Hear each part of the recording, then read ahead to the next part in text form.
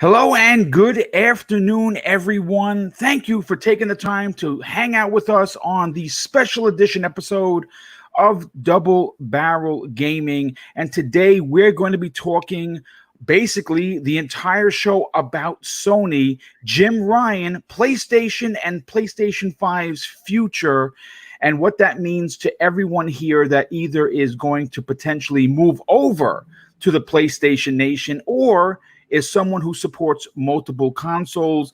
I have put a very stout list of panel members together, and I strategically picked everyone because I think they're going to bring some serious oomph, if you will, to the conversation. So let's get into the introduction so we can break down the massive PlayStation topics that we have on tap for you today. First up, now you know him as someone that I don't know. I like to consider him the pleasant voice of a little show called The Trophy Room. He's also currently on loan from PlayStation Nation, and we have him for the afternoon. Please welcome Mr. Bad Bit. PlayStation delegation flew me out this morning. Private plane, which was very nice. Everybody social distance. It was really hard because it's like, playing Metal 2 flying in the air, but they made it happen. So big shout out to the PlayStation delegation. Thank you so much. Well, thank you for being here. Super appreciate it. And I'm going to be very interested to know your opinion on a lot of the big topics that we have. Next up, you know him as someone that is a part of Breakfast with Boom. He is our resident platinum trophy hunter, and I can say honestly that I'm a part of not as big a crew as he has, but I at least say that I have a platinum trophy in Ghost of Tsushima. Please welcome BitCloud Gaming. Wow, I always get you guys mixed up. Get your bits correct, sir. I know, right? Nerve. Well, hey, at least you leveled up. You platinumed it before me. Ghost of Tsushima. Dude, game of the year for me. Loved it. Yeah. It is leaps and bounds better than any experience I've had this year, and that goes for Last of Us 2, which I think that, and I said this on a tweet, I think that it's egregious that The Last of Us 2 sits at a 94 and that Ghost of Tsushima sits at an 83. I think that those scores should be easily swapped. And if I get a lot of shit for it, then so be it. But I think that when you look at what was available to the player that invested in Ghost of Tsushima, there's a massive story told there, and it's so well done. And if you're a fan of Assassin's Creed, which I am a huge fan of, this was everything I could possibly ask for and then some. So yeah, it's pretty much the closest you'll get to like a true samurai exactly Assassin's Creed game, if you really think about it. It's really handled perfectly. Well, absolutely. Yeah. But good to be here. Appreciate the invite. Let's definitely have some fun. Yeah, I'm interested to hear a lot of your particular take on the topics I had written out, and we're going to get to that in a moment. Next up, now he's relatively new to the community, but he has a lot of experience in both aspects of gaming, and I think that he's going to bring a lot of really good, thought-provoking discussion to the conversation. Please welcome VJ. What's going on, dude? Hey, Boom. Thanks for having me on again. Hi, everybody in the chat.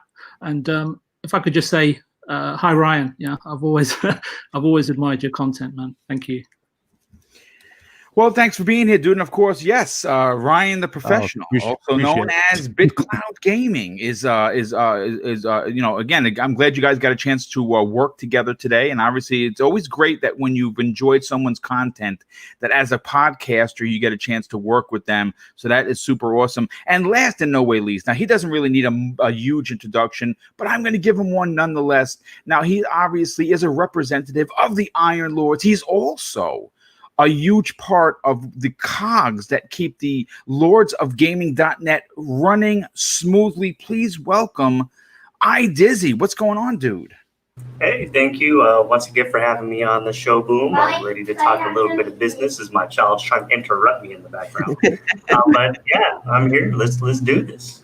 Well, thanks so much for being here. Super appreciate it, dude. And yeah, let's get into the massive opening topic for today's PlayStation heavy show. You know, on today's special episode of Double Barrel Gaming Presents, we're going to be discussing the controversial roadmap that has been set forth in motion by Sony's Jim Ryan, and how it will have many in the PlayStation community cheering and many in the other platforms calling foul. Now, by the title of the show, you might be asking, Jim Ryan's secret PS5 plan revealed. What the H is Boom talking about? Well, let's bring everyone up to speed and go back in our time machine to an interview with Jim Ryan way back in November 9th of 2019. And it's here where he broke down everything that he was going to do. And it's everything that we're going to discuss on today's show. You know, here is just a few of the statements. He says this: when I stand back and look at the things that we've done quite well, we've done a good job of protecting and enhancing our brand. We've done well with exclusive content. That has been a point of difference. But I think the interesting thing this time is the community that we have built. As we move towards the next generation in 2020, one of our tasks, probably our main task, is to take that community and transition it from the PlayStation 4 to the PlayStation 5 at a scale and pace that we've never delivered on before. The second area is our marketing. The first global campaign that was run was around Spider-Man. It was a great game, obviously, but also ended up as PlayStation's best-selling first-party game. It was one global campaign conceived and executed in an outstanding manner. Now, look, I'm going to say this. What Jim just said right there is why Spider-Man Miles Morales is a PlayStation 5 exclusive. This is why Spider-Man is appearing as an exclusive playable character in a third-party game.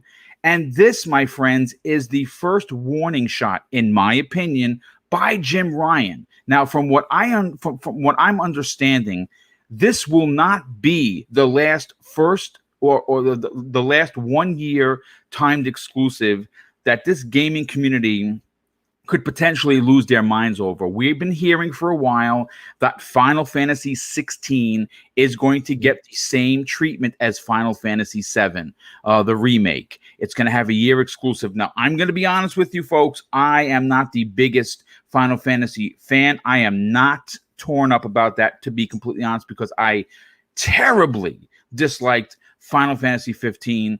And as you know, with Final Fantasy 7, I bought it on the PlayStation 4 because I'm a fan of that series, one of my favorite FFs in that entire series, and I wasn't waiting. But this is where I come to the panel and, of course, the chat. This overly aggressive marketing that ruled this entire generation, that included some big and small third-party PS4 exclusive, had been called by some anti-consumer practices or considered unfriendly to consumers.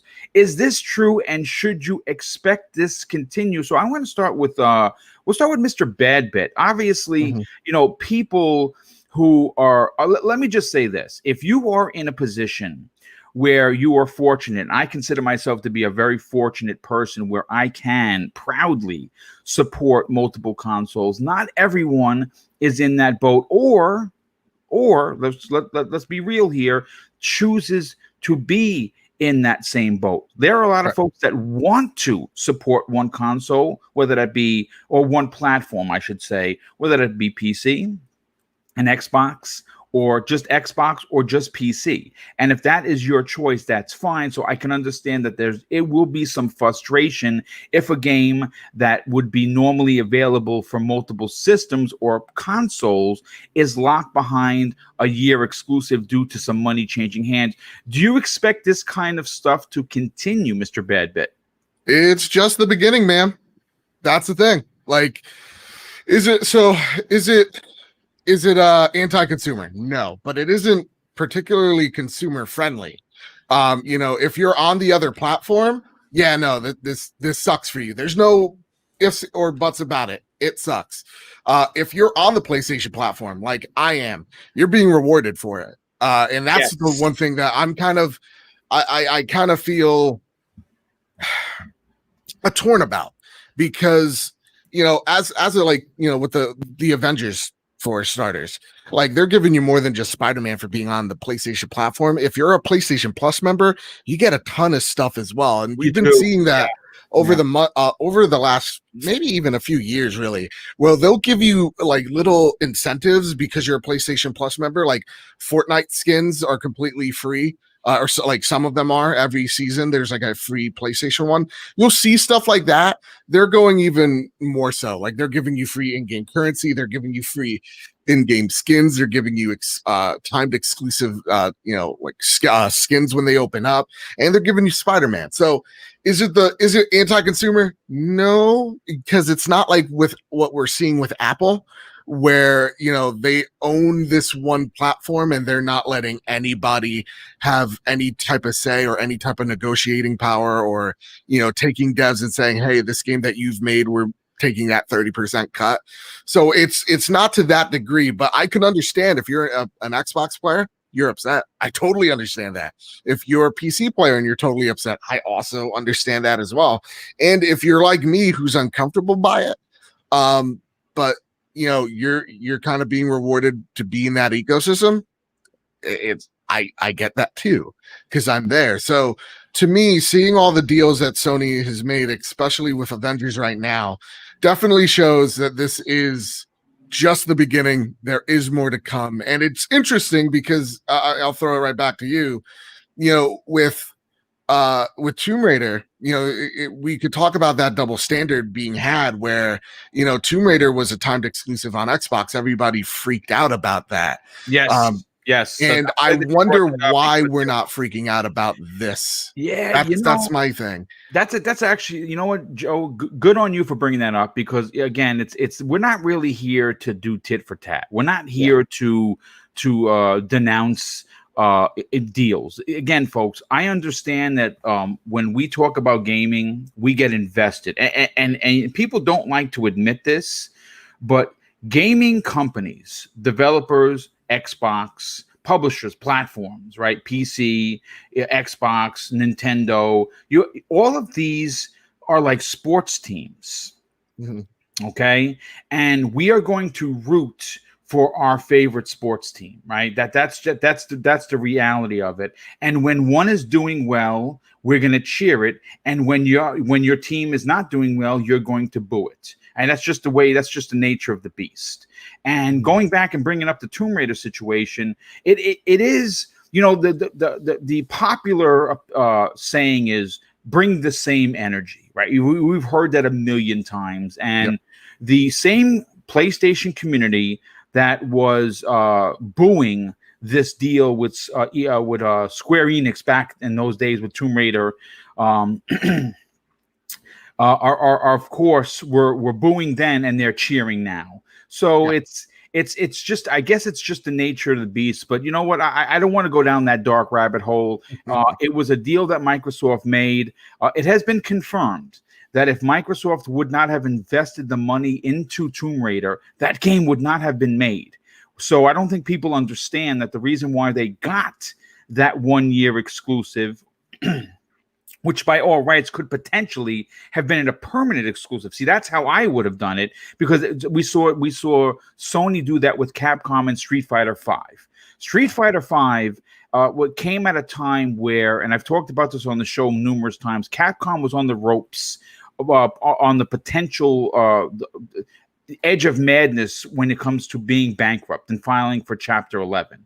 And they were in a position where Street Fighter V was not getting made unless someone came to them and said, hey, Capcom, we would like to make Street Fighter V. And Capcom says, well, we just can't do it because we ain't got the money. And Sony funded Street Fighter V. Now, granted, it didn't go as well as I think that they wanted, but like a lot of the Sony things that failed up front, came back at the end. Obviously, Street Fighter V is doing rather well now, with, of course, the latest, DLC that was added to it. But you know what? Before I bring in BitCloud Gaming.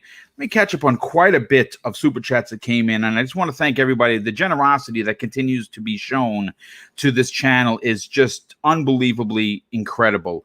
We have Tommy J, who drops an outstanding $5 super chat and says, I support Microsoft holding off announcing the price until Sony moves first. Take your time, Microsoft. Yeah, this game of chicken is something I don't think I've ever seen in my entire life.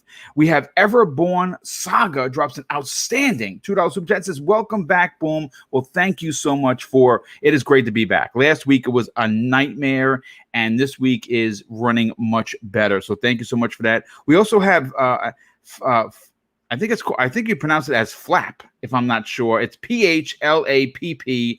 If I'm saying it wrong, I apologize. We have to talk privately because he is going to be a guest on this Thursday's Xbox Factor podcast. He's actually new to the podcasting game, and quite frankly, I listened to one of his shows the other day, and it was actually quite well done. So I'm looking forward to hearing his opinion on what we're going to be talking about on Thursday. He says, hey, Boom, great to have you back. Hi to the panel. Have a great show. Looking forward to hearing about Jim Ryan's secret plan. Yes, it's going to be great. And a very good friend and a very generous friend of the show, Sin Vendetta, drops an outstanding $5 super chat and says, I don't know, Boom. I'm currently playing through Final Fantasy Remake, and it may replace Neo 2 as my game of the year. Wow. Now, if you don't know who Sin Vendetta is, shame on you. He is the, I guess you can call him the creme de la creme of Souls type games. And if he's putting Neo 2 underneath Final Fantasy 7, that means that Final Fantasy 7 has grabbed him in a way that is that he's quite enjoying.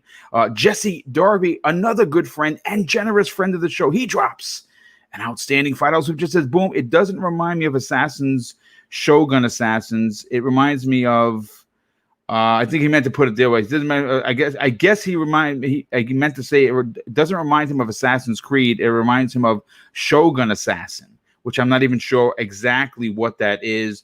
Let's see. We have another one coming in here from, let's see. Wow. Okay, we got quite a few. We have Viper XT, very generous friend of the show. He drops a $5 chat. Sony's experience in film has made their marketing for games the best. That's a great point. Microsoft needs to take notes in that department. And yes, their marketing has gotten better, but it may not. I don't think it's ever going to be on par with what Sony brings to the table. And folks, that's just being honest. And a panel member dropped a $5 super chat. Thank you, BitCloud Gaming. He says, hit that like button. And yes, I would greatly appreciate it if you do. An Everborn Saga drops another generous super chat for $5 and says, every platform has its perks.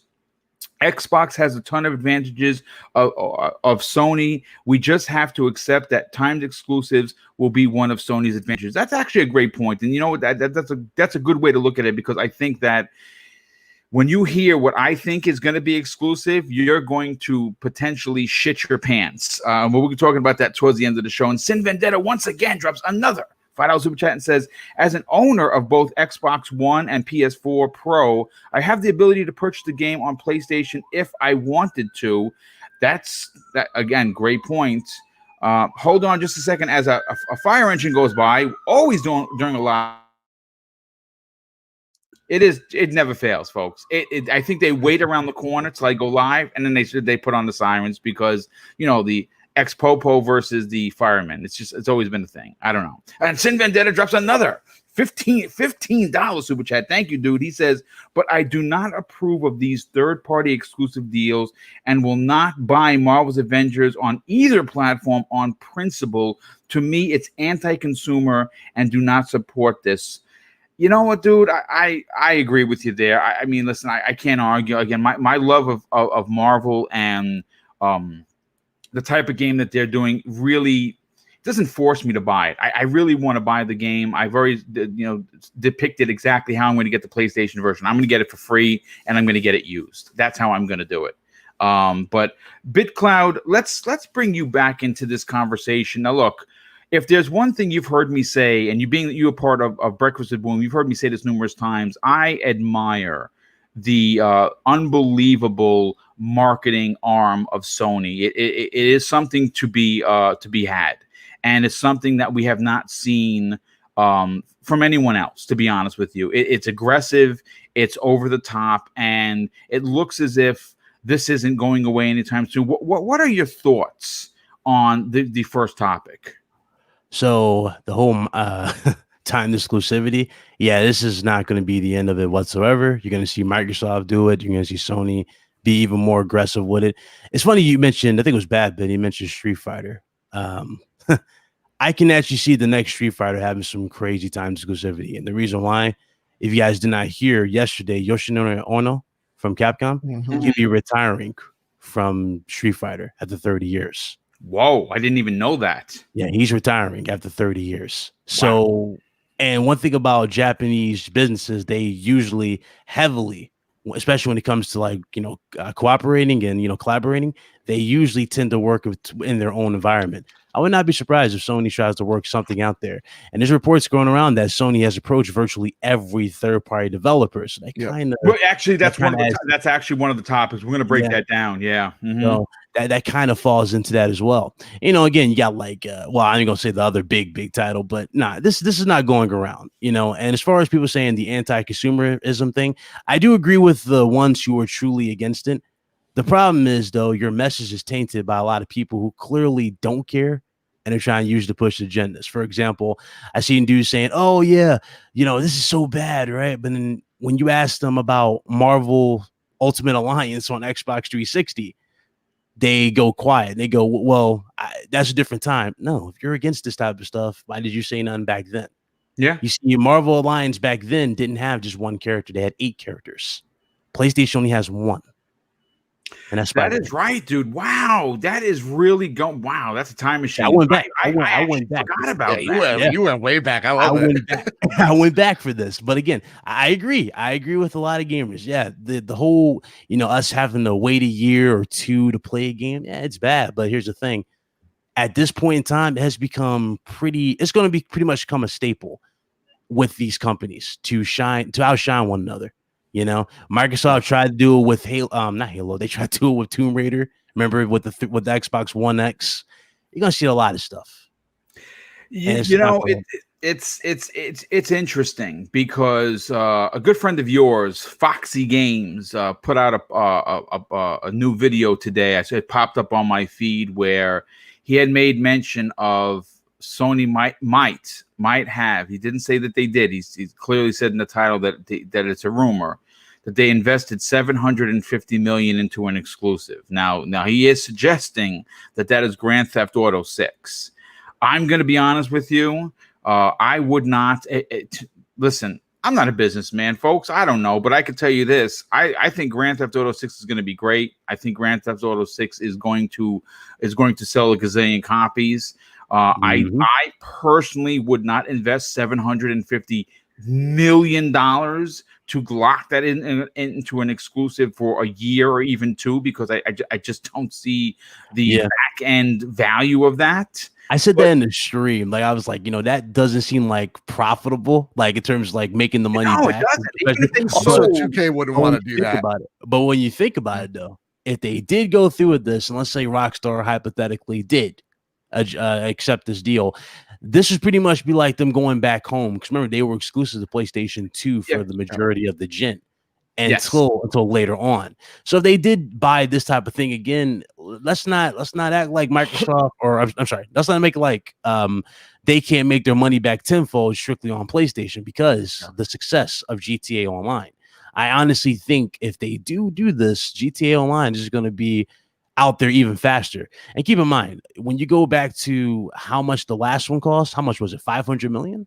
$750 million. That pretty much funds the second one. It does. It sure does. It absolutely. I mean, listen, folks, we're gonna know sooner than later. Oh, we'll know. We're gonna break down where this information is coming from. It is coming from an extremely credible source, but that is going to be for topic number 2. Now, Dizzy, I want to come to you because for the most part, you obviously are in charge and have a tremendous responsibility of keeping the lordsofgaming.net up with content. That's one of your main responsibilities. And of course, you being involved with the Iron Lords, you have your ear to the floor. But more importantly, as a gamer, you play mostly on Xbox. So the reason why I asked you to come on here is obviously for your, not only for your business aspect and views, but from a Microsoft point of view, as someone that prefers to play on Xbox. Do you find this kind of overly aggressive marketing by Sony anti-consumer in any way? Well, if I could start it off, I think that Greg Miller said it best. These kind of deals, and we'll talk about this one specifically, is it anti-Xbox? Sure. Is it anti-PC? Sure. But it is pro-PlayStation. Correct. And for PlayStation and for Sony, their concern should not be the other consumers. Their concern should be for their own consumers. Right. So I can't, when I look at it, I get the sentiment of like, oh, well, this is anti-consumer, but that's something that we would have to like completely break down like on itself. I don't see it as anti-consumer because everybody has a way to get a PlayStation 4. Correct. I understand maybe, funds might not be there for you to be able to get it, but that pretty much what that does is that says anything that's out of your price range is anti-consumer at that point. And that's simply, it's just not the case.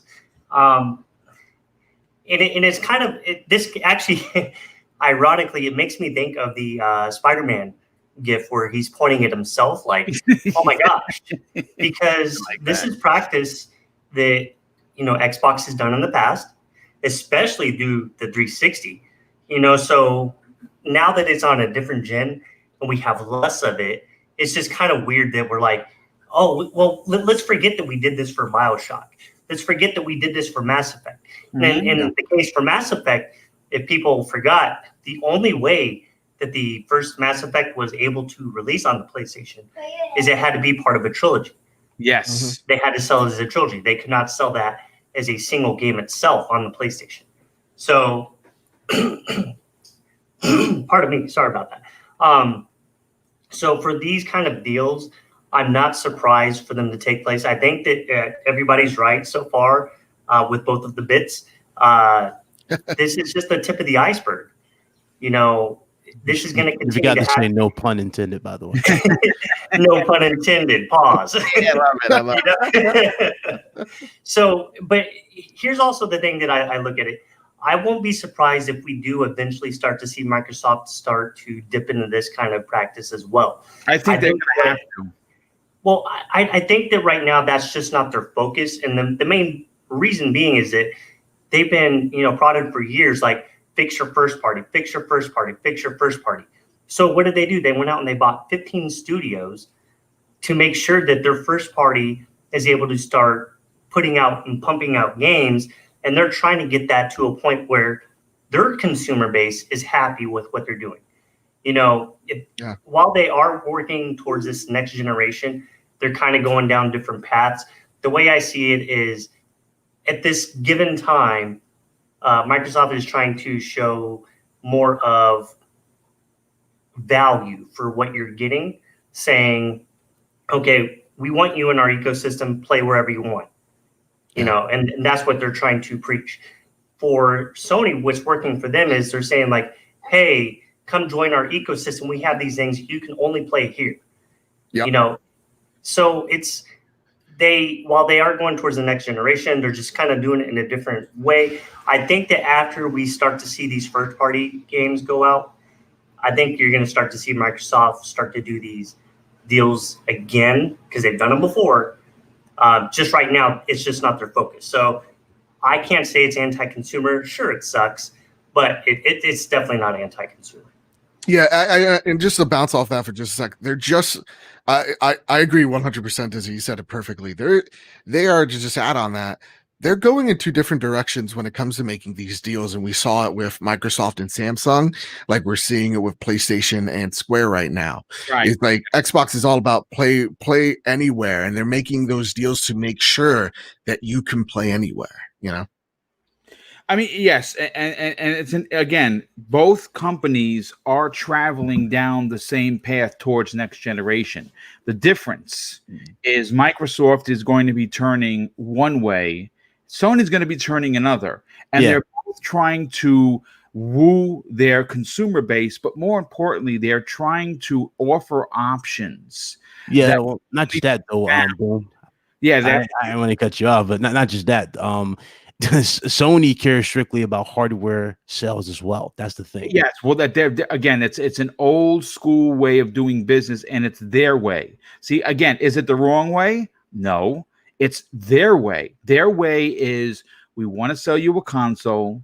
We have we have something that's who's to say that they're not going to eventually move PS Now to an Xbox Game Pass? Do I think that's going to happen? No, I actually don't. We're actually going to get into that later on, but I believe that what they're both doing is trying to offer advantages for playing on their platform. And if you are someone like most people here on the panel who support multiple platforms, who really wins? Does Microsoft win? Does Sony win? No. I feel like a winner because I could at any given point say, you know what?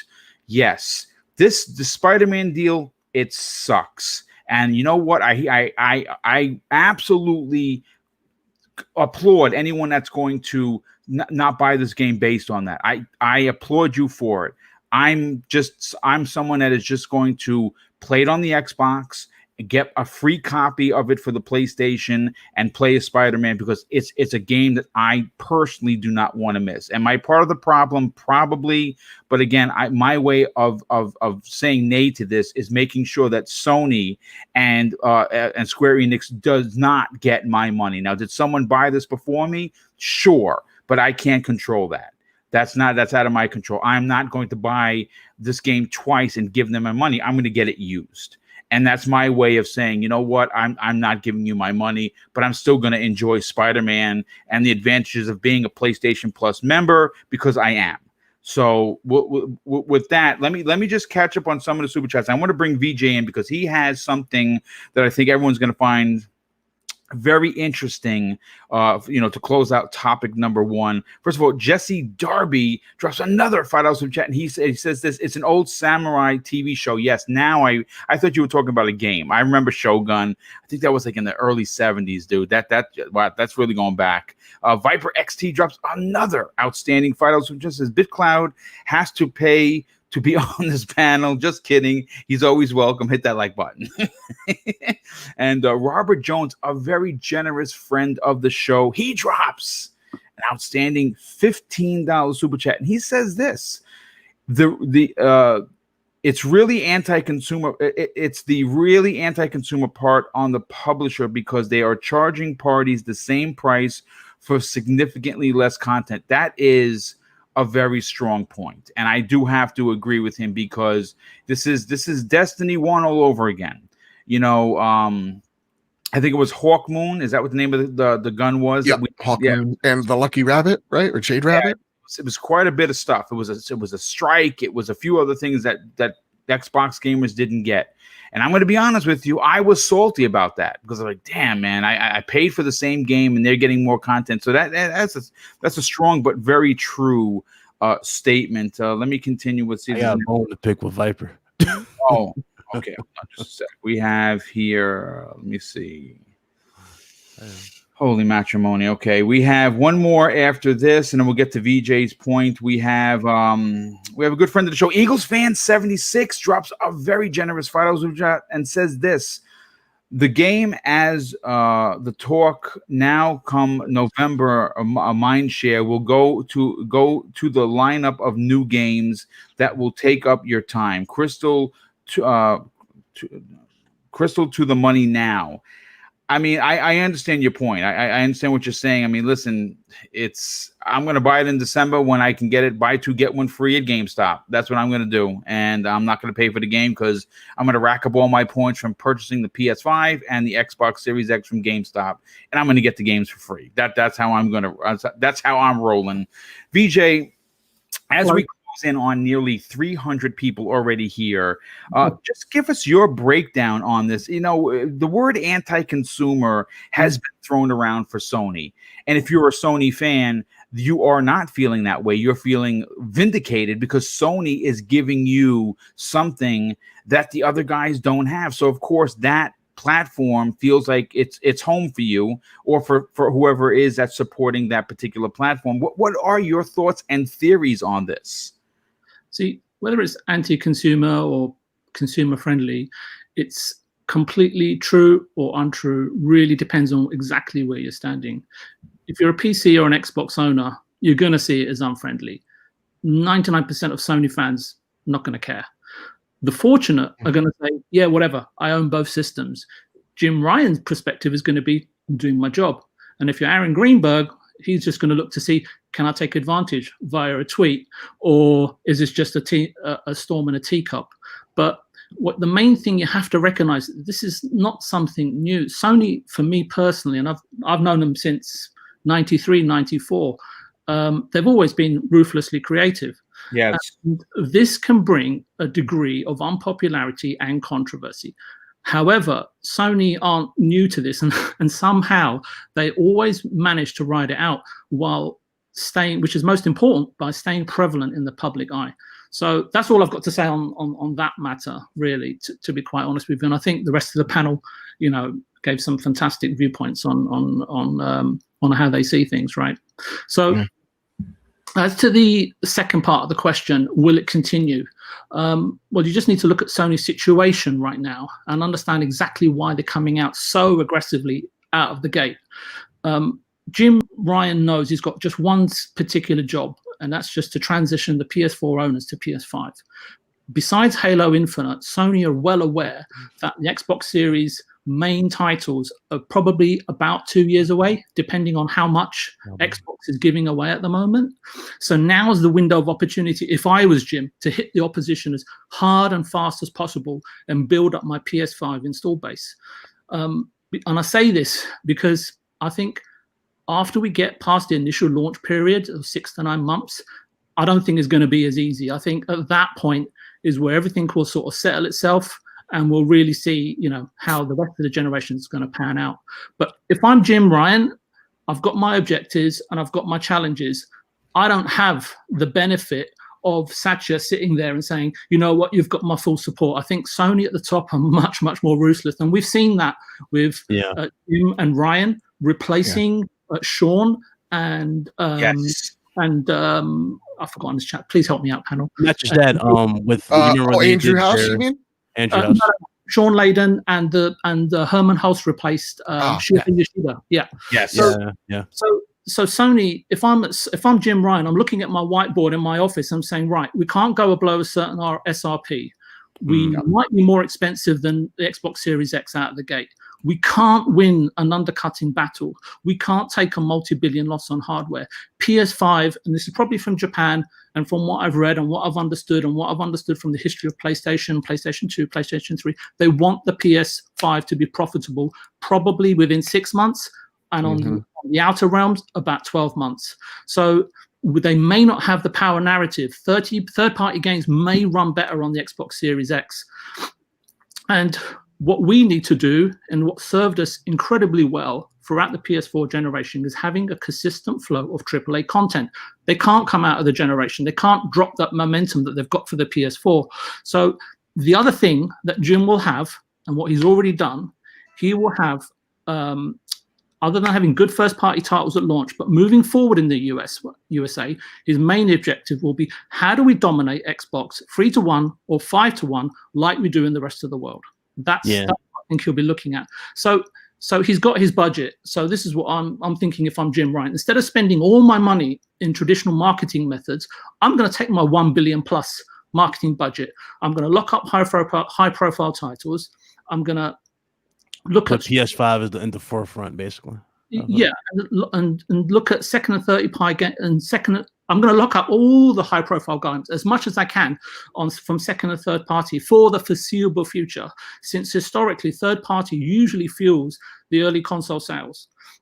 What this inevitably does is plugs the gaps in the software roadmap, which understandably, because a lot of Sony's first-party studios are just migrating over to new systems, and some of those titles might be 2 to 3 years out. But what it really, and most importantly, does, they're looking to cut off and starve the Xbox of some seriously great games. That's what I think they're really trying to do. And what I think they will also do when they negotiate some of these games, what they'll do is pay a little extra and make sure that the really top end certain exclusives stay not off of the Xbox Series X as a $60 price point, but stay off of Game Pass for as long as possible. So what are they going to do? So I think what they're going to do, I mean, Spider-Man looks to me like they're Assassin's Creed or Call of Duty. I think they're going to wheel him out every 12 to 18 months in some sort of form or fashion, because it's just so synonymous with the system right now, right? They've really hit on something right there. So, and I think from Jim Ryan's perspective, from an initial standpoint, this should be more than enough to make consumers think twice before they buy the potentially more powerful machine. So Microsoft may well come back at this, right? And they know what Sony's all about. So they're probably, possibly looking at, okay, you know what? We're going to push the most powerful hardware, a cheaper machine, 6 months of Game Pass, and hopefully that will be good enough to hook you in, and hope that's enough for your generational loyalty. So. Yeah. But Sony, what Sony is going to do, they're going to go and say, you know what, we're going to use the classic marketing technique of future promise. This is where Microsoft struggle. And this is why Ghost of Tsushima, Last of Us, and Final Fantasy VII, where you want to call it exclusive, semi-exclusive, and so on and so forth, is so important at the end of a generation. Sony can point out to increased quantity and quality over a lifespan. And Xbox... And they can, if they message this right from a PR perspective, I don't know how they're going to do it. And this is where, you get paid the big bucks, right? Is how do they message this and say that, Xbox don't really improve over time as much, right? And that's obviously debatable and probably a completely different topic for a podcast, right? So the reason why I'm saying all of this, and I'm just coming to the end of it, so just in case anyone's falling asleep. Jim, you're good. No, you're killing it. Is not foolish enough to believe that Phil and Xbox is not worried about selling hardware because, and this is to go back to actually Ryan's point, you just touched on something probably, and because Sony and Microsoft both know the real profits are going to come from the install base. Yep. It's all about first impressions. That's the way I look at it. You got to show your best cards at the gate. There is an underlying particular situation that I'm actually surprised no one has talked about. And if there's one thing that I think that Microsoft potentially, okay, folks, remember, potentially, we don't know for sure, might have, the advantage that they potentially might have over the PlayStation 5, and notoriously, Sony has been known to do this, is they struggle with first-party support the first 2 years of each console they release. That is something that has never gone away. Now, is that going to happen this generation? I don't know. But what I will say is that Microsoft has positioned themselves, from what we understand, that a lot of their first-party games will be available within the first 2 years. You're going to see Fable sooner than later. It's not 3 years out, folks. You're going to see, I'd like to say 18 months. It's potentially 2 years. Again, we don't know, right? You're going to get you're going to get a new Forza. We have the new Halo coming. We have a few other surprises that we don't know that they're going to be showing that are first parties, right? Sony, most of their games, at least because of COVID, have been delayed in aspects of making these games come out a lot sooner. They've been delayed because most of their games, if you know, are very mocap heavy. This is why Hellblade 2 is not available. It's not because they don't have the talent. It's because that's a studio that uses mocap almost for everything. And it's the same thing with Sony. So a lot of the mocapping recording was put on hold, and it's still being put on hold. Yeah. So, and if if I could just jump on that too for just a sec, kind of jump on what you and VJ were saying, is the first 6 months are detrimental to both of these consoles, and the momentum that PlayStation has at the moment is something not to be forgotten. Jim knows the position that they're in right now and how important it is to sell this thing and to make the deals that they need to make in order to push these things out. Yeah, they want the PS5 to be profitable within that 6 months, like the PS4 was.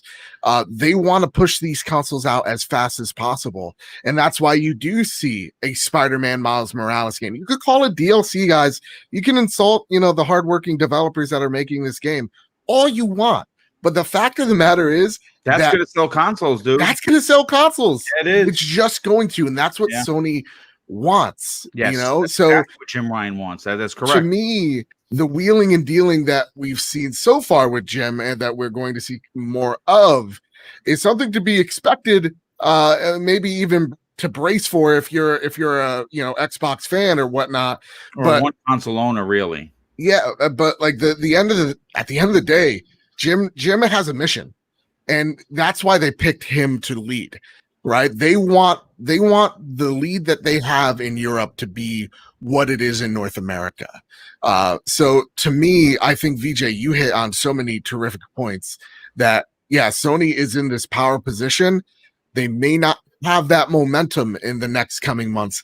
We need to use that and use it wisely. So I'm totally with you there, VJ. You didn't put me to sleep one bit. That was fantastic. No, not at all. I think again, I said thought provoking, and you actually made me look like a champion of justice there, VJ, because I called it and you delivered, my friend. So thank you for that as a host of this particular program. I want to move on to the next topic because it is another one that, again, thought provoking, and that's a conversation I like bringing to these shows. Again, this was something I thought of last week when I was sitting there with no internet or no phone. And I was just sitting in my thoughts. It was boring as hell, but at least I was able to play Ghost of Tsushima. At least I was able to play that offline. Real quick, let me just catch up on some of the super chats. First of all, Sikio Yumi is here, and I want to thank you so much for always being here. But more importantly, the outstanding generosity that you constantly show this channel. They drop a $2 super chat and says third-party deals are horrible for all gamers, and Phil knows this. That's why Phil is so against it. Listen, you could like him, love him, hate him, be lukewarm about Phil. He does things for a particular reason. Now, you may not agree with them, and sometimes I even disagree with Phil's moves. And I did yesterday on last night's Primetime Gaming. I talked about how not having a Marvel exclusive is to me a problem, but if it turns out that WB does become or some of those studios do become first party, and they do get a hold of Batman, and that becomes a first party licensing IP, it becomes touche to Sony's Spider-Man. And at that point, it's going to be a big deal because, again, it's a superhero that I've been calling for Xbox. I think that if you look at their portfolio, it is stacked with a lot of genres and a lot of games for a lot of different gamers. The one genre, the one thing is that I feel, in my opinion, as an Xbox first gamer, that when I look over to Sony and I play it there and I enjoy it, would love to see them have a superhero game of their own. I talked about this yesterday, and you know what? Interesting about what you said, though. What's that? If that ever happened, which it could happen, right? It's up in the air. It would definitely showcase the double standard that's been going around. There's definitely a double standard going around. You know what I called for last night, Ryan? I think you'd appreciate this. I say that if they got a hold of Rocksteady, let's say, right? We know that they make great Batman games. Yep. You know what I would do? I would go to Marvel, because I talked about it again last night, where the VP of marketing for Marvel says, take our characters and create these new worlds. You know what I would do? I would license out Moon Knight, Punisher, Blade, and Ghost Rider, and bring the Midnight Suns. Push the new saga. That's good. Yes, I would do that. Exactly. 4 of those characters are going to be involved in the MCU proper, both on Disney Plus and in the film aspect. Ghost Rider is rumored to show up in Doctor Strange in the Multiverse of Madness, right? Yep. Moon Knight is getting his own show. Blade, Mahershala Ali, Academy Award winner, is going to be reprising Blade, and obviously Punisher. Now we don't know if Punisher. It'll be different. It'll be like an Elseworld probably thing they'll do with Punisher. But the potential of having those 4 characters being done by either a Rocksteady, and I said again last night, I would love to see Gear 6 be put to bed for a bit, because we don't need a Gear 6 right now, and have the Coalition, who is the master at third person storytelling. Let them make a Punisher, a crack at the Sons of Midnight. You know what I'm saying? So now give them Punisher, honestly, because they can make they can give you a Max Payne type of experience with Punisher with bullet time. They sure could, man. Listen, again, this is let's reel this back in. Let's bring this back to PlayStation, because that's what we're here for.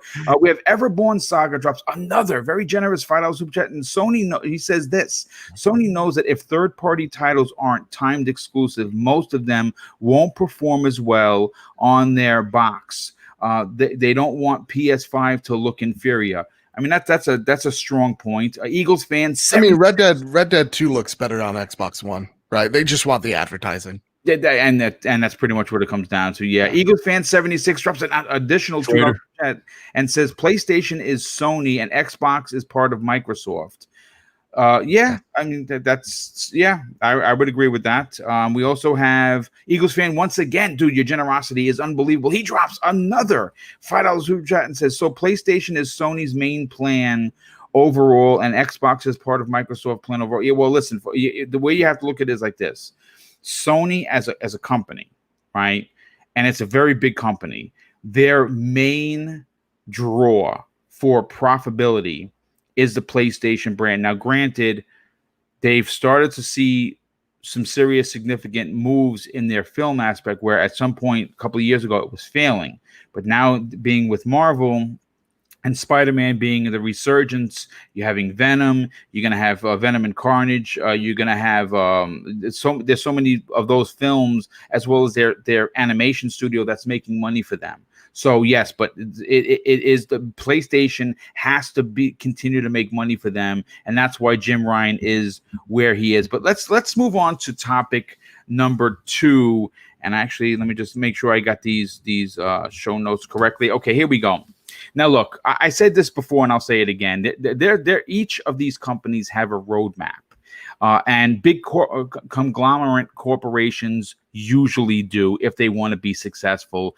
And as we go towards the end of the year, which is going to be holiday of 2020, we know that these consoles are coming. We don't know when they're coming. We don't know how much they're going to cost, but we do know that they're going to offer their consumers multiple options to go both digital and physical.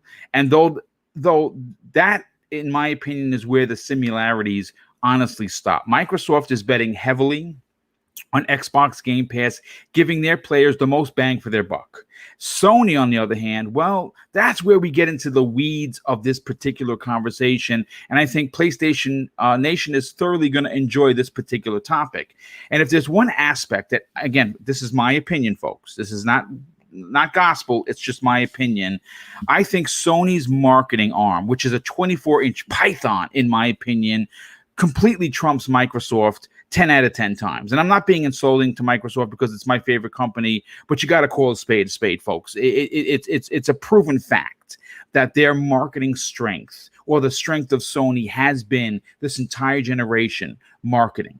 And I think it's going to continue. And we're seeing that. But what I want to really talk about is, from what we're hearing, Sony apparently backed up huge truckloads of cash to ensure 1-year exclusives, and we're talking marketing rights as well as releasing them on PlayStation as exclusives. Now, according to an article that I pulled from WCCF Tech, over the last couple of days, we're starting to hear more about this deal. And speaking on Reset Era, Kinda Funny's Imran Khan provided some new and potentially shocking information regarding PlayStation 5's deals that he talked about on the show a couple of days ago. And it really kind of went like this. Apparently, according to him, there is not one major third-party publisher that Sony has not approached to lock down these deals. Now, did they get deals from everyone? The answer is no, they did not, because at the end of the day, they want to make money, these companies, these third-party deals, and they might feel that locking a particular game that they're expecting to sell this many copies won't sell as many copies on just one PlayStation 5 as opposed to a Series X and a PlayStation 5. Again, we don't know. But here is what Imran Khan on Reset Era had to say.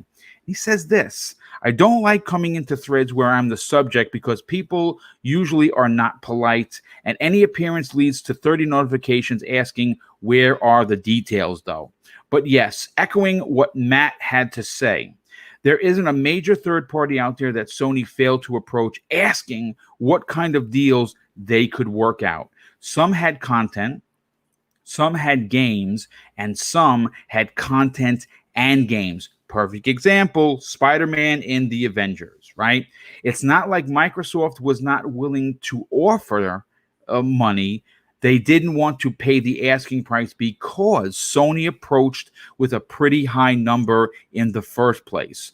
That's PlayStation's advantage. Branding and console exclusive wording are both going to get a lot of use in the next few years. This is where Microsoft is brought in. Now, this is what I'm saying. This is where Microsoft is brought into the conversation, in my opinion. And I'm going to say this: if what they're talking about, and Imran Khan knows his stuff. He's obviously former Game Informer. He's now a part of Kind of Funny with Greg Miller. The guy is, I wouldn't call him an industry quote unquote insider. I would call him someone that actually knows what the H he's talking about because he's a part of the industry. So he's not like a secretive, oh, we've never heard of this guy insider. The guy knows his stuff and he has a tremendous amount of connection. So if he's saying this, and if what we're going to talk about in topic number 3 comes to pass, Microsoft is going to have to get back on the wagon and do some of these deals. The old saying is you got to fight fire with fire, right? That's the old deal. I mean, that's the old saying. They may have to lock down some of these big deals as exclusive. It's not Phil's ideology. Sometimes you just gotta, I mean, listen, if you played Ghost of Tsushima and you understand that you play as a samurai, and there's a big change in the middle of that game. Like you go from well, listen, the honorable way of just calling people out and fighting them sword to sword. That's not how the Khans fought, right? We know how they did their business. You had to change. And maybe Microsoft might actually have to change some of their ideologies. Even if it's not as aggressive as Sony's, they might have to change. But according, they would have to be aggressive, to be honest, to really make points. I absolutely agree. Now, according to Khan, Microsoft is still in the conversation, but again, they're just not willing to pony up the money. And if what is being said about how they had a $1 billion spending budget to lock down these deals, Sony is going to be throwing money around like it's going out of style. Now, the big question, of course, is why? And we talked about this before about, them potentially being a little light in offering first party stuff. I don't think we're going to see God of War 2 for 3 years. Again, that's just my opinion. I don't know what's happening with Uncharted, if it's ever going to come back. I don't know if that team is going to be in the mindset after the rigmarole that they were put through with The Last of Us 2 for good reason. I mean, listen, I love Naughty Dog, but I'm going to tell you right now, as a fan of the series, they failed us and they failed that game. I'm sorry. I liked it. Yeah, okay, you liked it, but you should have loved it. And I thought that I love it. It's my favorite. Okay, well, good on you. Good on you. I hated it. By the end, I could not wait to put the controller down. Yeah. I have 39% in trophies. I'm like a a few button clicks away from 3 goals, and I'm not getting them because I don't give a shit. I'm going to be honest with you. That's fair. At the end of the game, I hated Ellie. I hated her. I hated Naughty Dog. I hated what they did to the series, what they did to the characters. But that's just my personal opinion, and that's why you open up a can of worms. Yeah, no, let me close it. Let me close the can of worms. Yeah. But listen, I want to say this before I get to, of course, the panel's point of view. Now, look, the reality is this: if this comes to pass, and I believe it's going to come to pass in a big way, okay, this is both frustrating and exciting at the same time. And I say that as someone who proudly and openly supports all platforms, because at my core, I'm a gamer. Now, granted, I don't like the content being held back. I'm not a big fan of that. But if you're going to pay the money to get a game on box A that box B doesn't have, I can't argue it. What I can do is either not buy it and wait for it to come to box B when it does. Now, whether that's a year or 2 years, I don't know. But for me, more times than not, I'm going to buy the game on the first console that gets it, because it's probably going to be a game that I enjoy, that I'm going to want to play. So here's my question to, and again, it might sound a little samey, but. And I'll start with Mr. Badbit on this. Obviously, Jim Ryan's roadmap is different than Phil Spencer's roadmap. We've talked about that earlier, and that's perfectly fine. And that's to be expected. For you, hearing Imran Khan say what he said about the next couple of years, it potentially is going to piss off a lot of people. Is this something that people need to brace for impact? Do you think that we're going to see really large AAA games that have no right being exclusive on one console actually being exclusive on one console? Yes. So listening to that episode of Kind of Funny Games Daily, he goes, very much paraphrasing and in his quotes, in his words, was there are games that Sony are approaching and you're like, whoa, really? Not in that game is bad or that game's not going to sell, but because that game is huge. And that is the level of veracity that Sony's going in with. Yeah, like how huge are these games that they're approaching, and with this type of content exclusivity, how much exclusivity do they have? Like, is this like just throwing it out there? Like, what if they get like more exclusive stuff in Call of Duty? Is Call of Duty a timed exclusive? Again, just throwing out there as an example. I don't think it's going to be the case, but like that's the level of fire that Sony's playing with right now, where they are, like everybody in the chat said, and what we alluded to is their games are about 2 years out, just like Microsoft. They're about 2-3 years out. They need that content. Third parties going to push said content. Oops, sorry, I'm getting a phone call. My mistake. My apologies. They're going to push out those third party deals to make sure that they sell consoles. And yeah, Marvel Avengers, not the first, not going to be the last in a very, very long line of games. And the fact that Sony has come out with apparently a big suitcase of money going, hey gang, come over here, and Microsoft not being able to pony up said cash. That's the thing that really surprises me. How many of these companies that Sony has aggressively targeted surprises me that Microsoft wasn't able to. And it kind of speaks to, again, from what we've heard, but it kind of speaks to what I think Sony's biggest advantage going into this generation and this last generation is the fact that they're able to shake hands with people, not like many other companies are.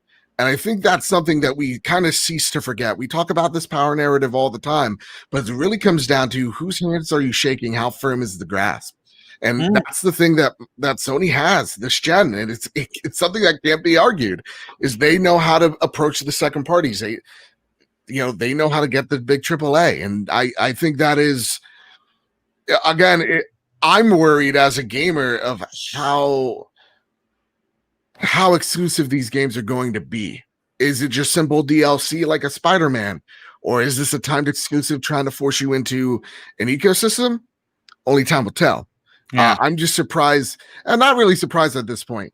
I think we all have to understand one thing. The way both of these companies are acting, and we've touched on it before, they're going in separate directions. I don't believe it'd be cool. I don't believe Microsoft needs a Spider-Man. I don't think they need to go out there and go, oh, because Sony has this, we have to do that. Yeah, they can have their opposite. Like they can embrace the mutants from X-Men or something. Since that's sure. Yeah. But like even that, like just create. Just because you have a Marvel IP doesn't mean people are going to flock to it. People are going to love it, like Avengers. So to me, if I'm Microsoft, just they're focusing on their own thing. They're making deals with hardware to make sure that they're getting Game Pass everywhere, right? Like Sony is making deals with developers to make sure that their software is on their platform. So they're going two totally different ways, which I appreciate. I'm just kind of nervous about the deals that we haven't heard about. Yeah, I think it's now like one of the worst kept secrets after the Fable reveal. But like Final Fantasy 16's coming, and that's probably going to be a PlayStation thing. And if that's not the huge thing that Imran is referring to, what is that huge? Well, we're going to talk about that in topic number 3 because I have a couple of thoughts and theories, and we'll get everyone's opinion on that because I think it's quite a big one in my personal opinion, and it could be quite shocking.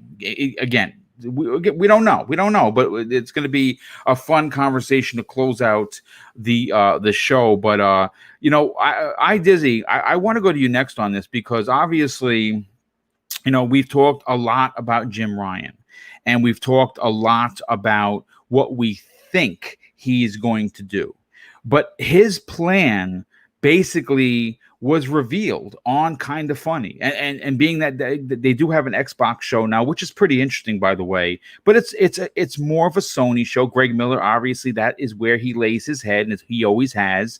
Even from way back in the days when they first started PS I Love You, and that's fine. That's his preference, and I tip my hat to Greg. I think what he's done in his career is amazing, and the friends that he's made in PlayStation proves that is where he enjoys gaming. If what Imran Khan is saying, man, it is going to really draw a divide.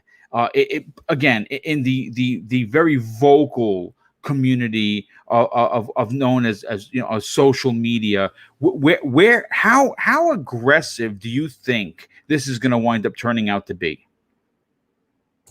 I honestly think it's going to force Microsoft to change how they're doing their third-party marketing deals. It kind of was alluded to in the first topic, but it's not that Xbox isn't going out there and doing their third-party deals. Obviously, especially when you look at, I think somebody mentioned in the chat just recently, Cyberpunk. The way that they're marketing with that, and just various games prior to. But it's not like something that they're getting that gives like an exclusiveness, more of a feeling. They're trying to give the thought process, which I think that's kind of where it's been this entire generation. Like, make the assumption that this is the only place where you can game at this. I mean, when we look at Destiny, if you walked into a GameStop, you walked into anywhere where there's going to be, Destiny marketing ads, it's all going to have PlayStation on it. So if you're not in the know and you walk into somewhere, you're only going to think that game's available on PlayStation. Yes. Hence why you're going to go buy it there. I think that this is going back to the previous generation's way of doing it, where you gotta do something more with the amount of money that's in there, and what you're going to be getting back for it, whether it be third-party deals where they're exclusive games for a year. I'm not a fan of making content itself exclusive. I understand it. And again, I don't think it's anti-consumer when you're ponying up the money for it. But I could see that starting to happen a little bit more prevalently because unfortunately word of mouth works. And whether it's for or bad, there's no such thing as bad publicity. It's doing its job, what it was intended to do. I just think it's going to force Microsoft. They're going to have to change the way that they're doing their third-party marketing. It can't be just like, hey, we're going to get a third-party deal, and maybe this eventually ends up in Game Pass. They're going to have to start locking up some of these themselves. And I was actually talking about this with somebody last night, and I was being honest with them. If I was Sony, I'd be going for the jugular. I'd be looking at all these games that are known for being multiplayer games and targeting them, because, I mean, if that's your bread and butter, take away the butter so that you can't put that spread on the the bread. That's an aggressive play. Yeah, I wouldn't be surprised if we start seeing things like that. I mean, listen, it's if there's one criticism that people on the Xbox side constantly bring up, and they're right to bring it up, is the fact that Sony's box traditionally has not been a multiplayer box. It's been a single player experience. Now, granted, sure, there are multiplayer games that multiplats, but if they could remove that narrative from the conversation, again, it puts pressure on Microsoft. Now, BitCloud, I want to go to you next, dude, because you see, there is another aspect to this whole entire conversation. I'm sorry I didn't bring it up, because I know there's going to be people that are going to want to talk about this. And if you have a thought on this, we can come back around after we speak with BitCloud and VJ. Is the two distinct advantages, and I think that they're major advantages.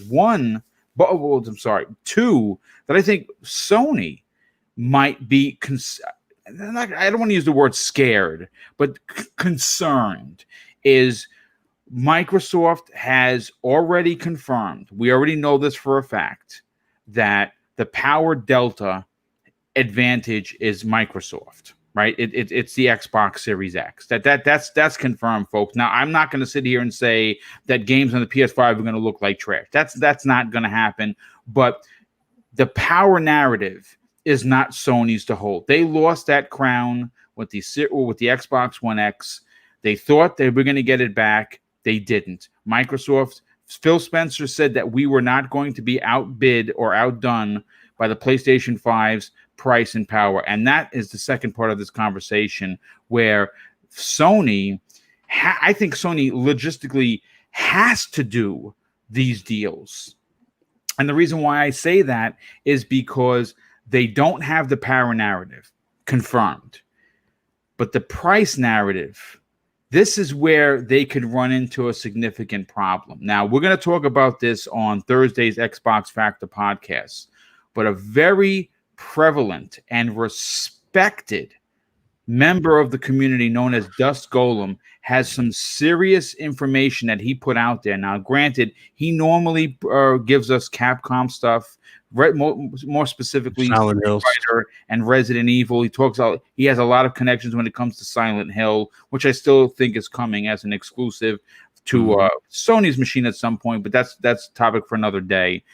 But what he is saying, and what we're going to get into the weeds of things on Thursday's show, is that Microsoft is in a position where they could take a significant loss where Sony is not. And if Sony is going to lose on power and price, they still need a way to woo people to their console. And if they lock up these big third-party deals like we think they're going to, based on what Imran Khan had to say, we don't know how big the price the price conversation / power conversation is going to hurt Sony if they have big deals to put up there. You understand what I'm saying? So I'm interested to know what your thoughts on the power price versus the third party locked deals. Well, again, it's all about that selling point, right? What is Microsoft selling you with Xbox Series X? The title is what? World's most powerful console, right? Power your dreams. Sony, it's all about, in this case, since they don't have the power narrative, they have to go back to what wins every generation, and that is value and quantity in games.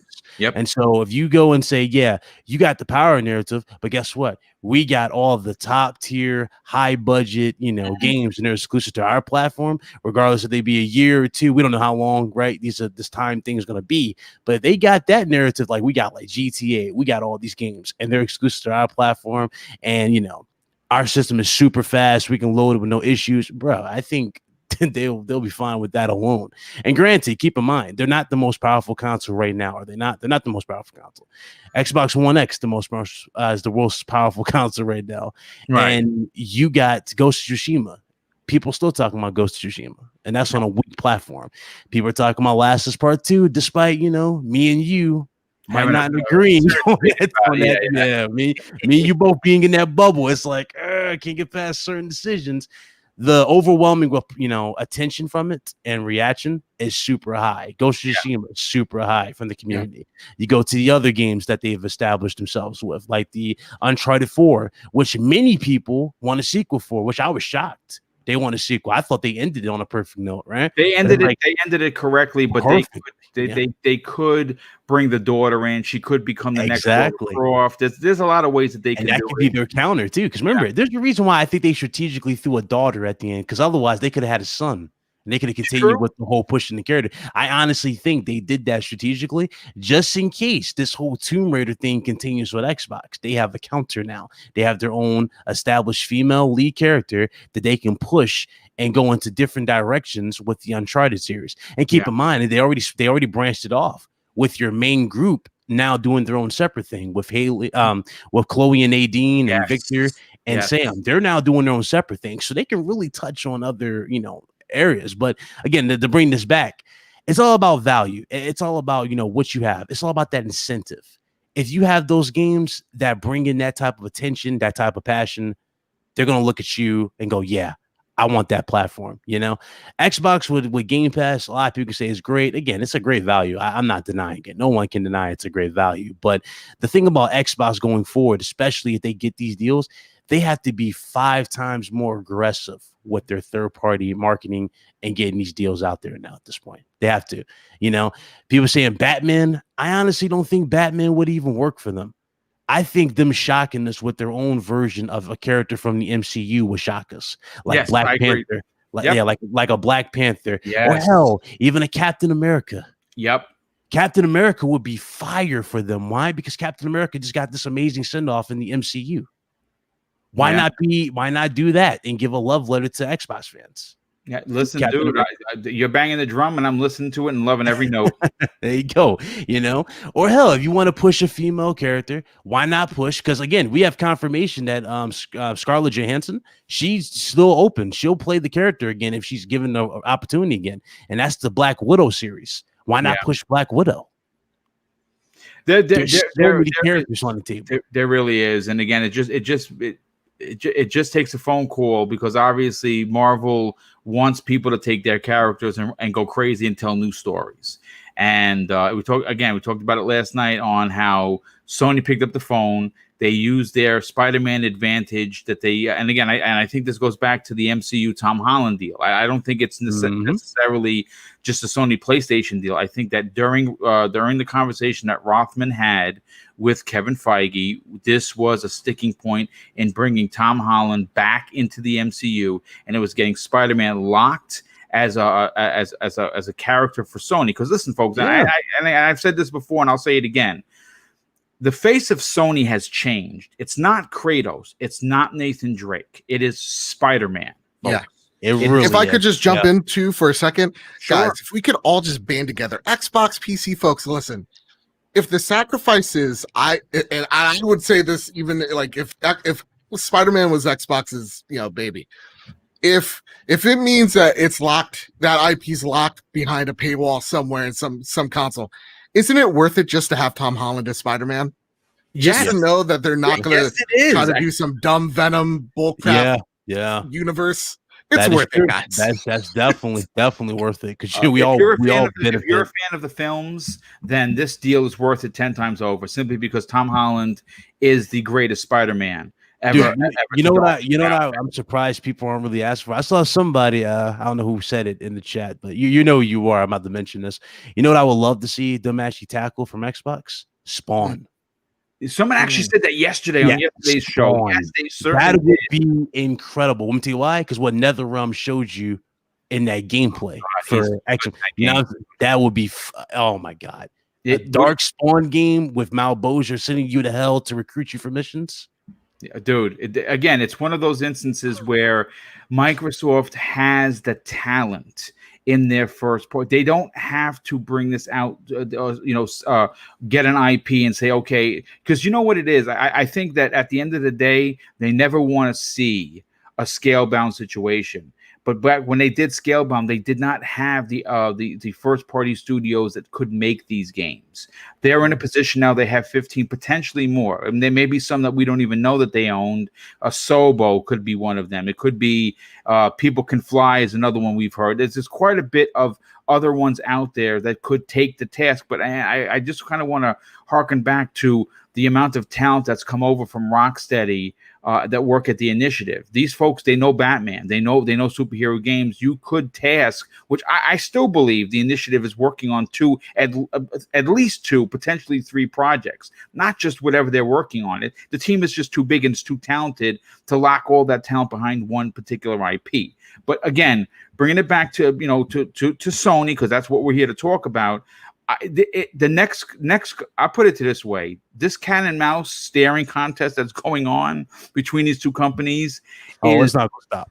It's riveting. It's frustrating as content creators because we want something to talk about, but it's riveting to see this happen, and we don't know how long it's going to continue. But what I want to do is I want to go to VJ on this. Now, VJ, I'm coming to you at this from a different perspective from the initial question, and it brings in the power price versus the titles. Now, we know, and Sony has shown this, that games make a console.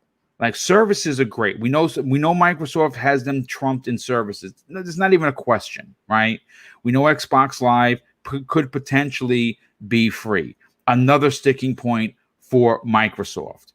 Game Pass, best value. xCloud, you can play your games on the go. You can play anywhere you want. Most powerful console, or reinvigorated first party. All of those things are great, which is why Microsoft is going to be more in the conversation now than before. But Sony sees this. Jim Ryan understands this. So how does he counter this? He counters it by doing blockbuster, never before seen third-party deals locked behind 1 year deal content. Who has the advantage here, VJ? Actually, sorry, my mind was drifting back to a few points BitCloud Gaming and Mr. Badbit was saying. So I think in a nutshell, what we can assume right now, and it's true, and history has proven this, that regardless of power and price, content is absolute king. Yes. We all agree with that, right? So, and these sort of aggressive content tactics that we're seeing right now in gaming, from my perspective, and I might be showing my age here, they've been in place since there's ever been competition, right? Whether it's been, I don't know, Amiga ST, Commodore Spectrum, SNES, Mega Drive, PlayStation, Saturn. I mean, even today, I mean, I play a lot of football. I know soccer. You guys call it football over here. But EA still battle it out with Konami over club and player name rights for FIFA and Pro Evo. And it's to the point where it's absolutely ridiculous. I won't go into it because I might just confuse people. But if you know what I'm talking about, you know what I'm talking about. Yes, I do. So Jim Ryan has got all of this experience under his belt. And that's going to serve him well. And that's why he's positioned where he's positioned. Right or wrong, it's always going to be a bone of contention and up for debate. We know that. We know that, right? So what we don't know for sure is what third-party games. We can all sort of guess and assume and have our say in terms of what we think. That's how we're going to close out the show, because we're going to be giving our guesstimations as to what we think Sony has done. Exactly. So I just want to take a step back from that and just look at Spider-Man, just specifically, just for a moment. I know it's a topic that's been beaten to death, and everyone might put their speakers on mute. But specifically, he's been with Sony Pictures since 1999, as far as and anyone can correct me and so on and so forth. So, and Sony have invested billions and billions of dollars in production and marketing, right? We can all agree to that. And arguably, in my opinion, especially territories in Asia and Europe and Middle East, has made Spider-Man even more popular worldwide, right? So, and even when they invested in the Spider-Man game and the license, it could have been a $250 million flop, right? We know that, right? We know how fickle the game industry and how easy really seemingly good games can turn out really bad, right? And it just has to get written off. So I personally have a little problem with little to no problem with Spider-Man being in the PlayStation 4 or 5 Avengers or whatever you want to call it, than say if Sony had just licensed it completely out of the blue and stuck it in the game. That would have given me a severe sort of like heads up. I agree with that. In my opinion, I actually think this goes back to Xbox, and there's no offense to Xbox players, but I actually think this is an Xbox player issue.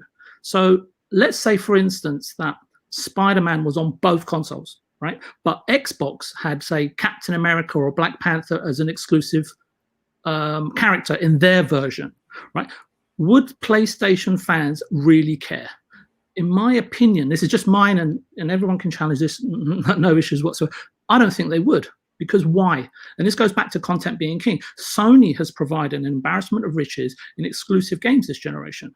And in this instance, it's less about Jim Ryan being aggressive and tying up third-party content and Xbox seemingly sitting on the fence. But with all due respect, we don't know what they're up to, right? Right. And what most important for me is Microsoft, sometimes they seemingly look like, or they emanate this position where they're constantly behind the 8 ball. Yes. And this is my, and this goes back to the podcast, Boom, and I don't mean no disrespect. I said it on your podcast previously that I have a real issue with Phil Spencer being ruthless, and I think he's missing some key components in his team to really round out his vision. So what I'm saying is that Xbox need to learn from this. They need to improve on it. They need to anticipate and constantly be creative and aggressive, because that is exactly what their competition is all about.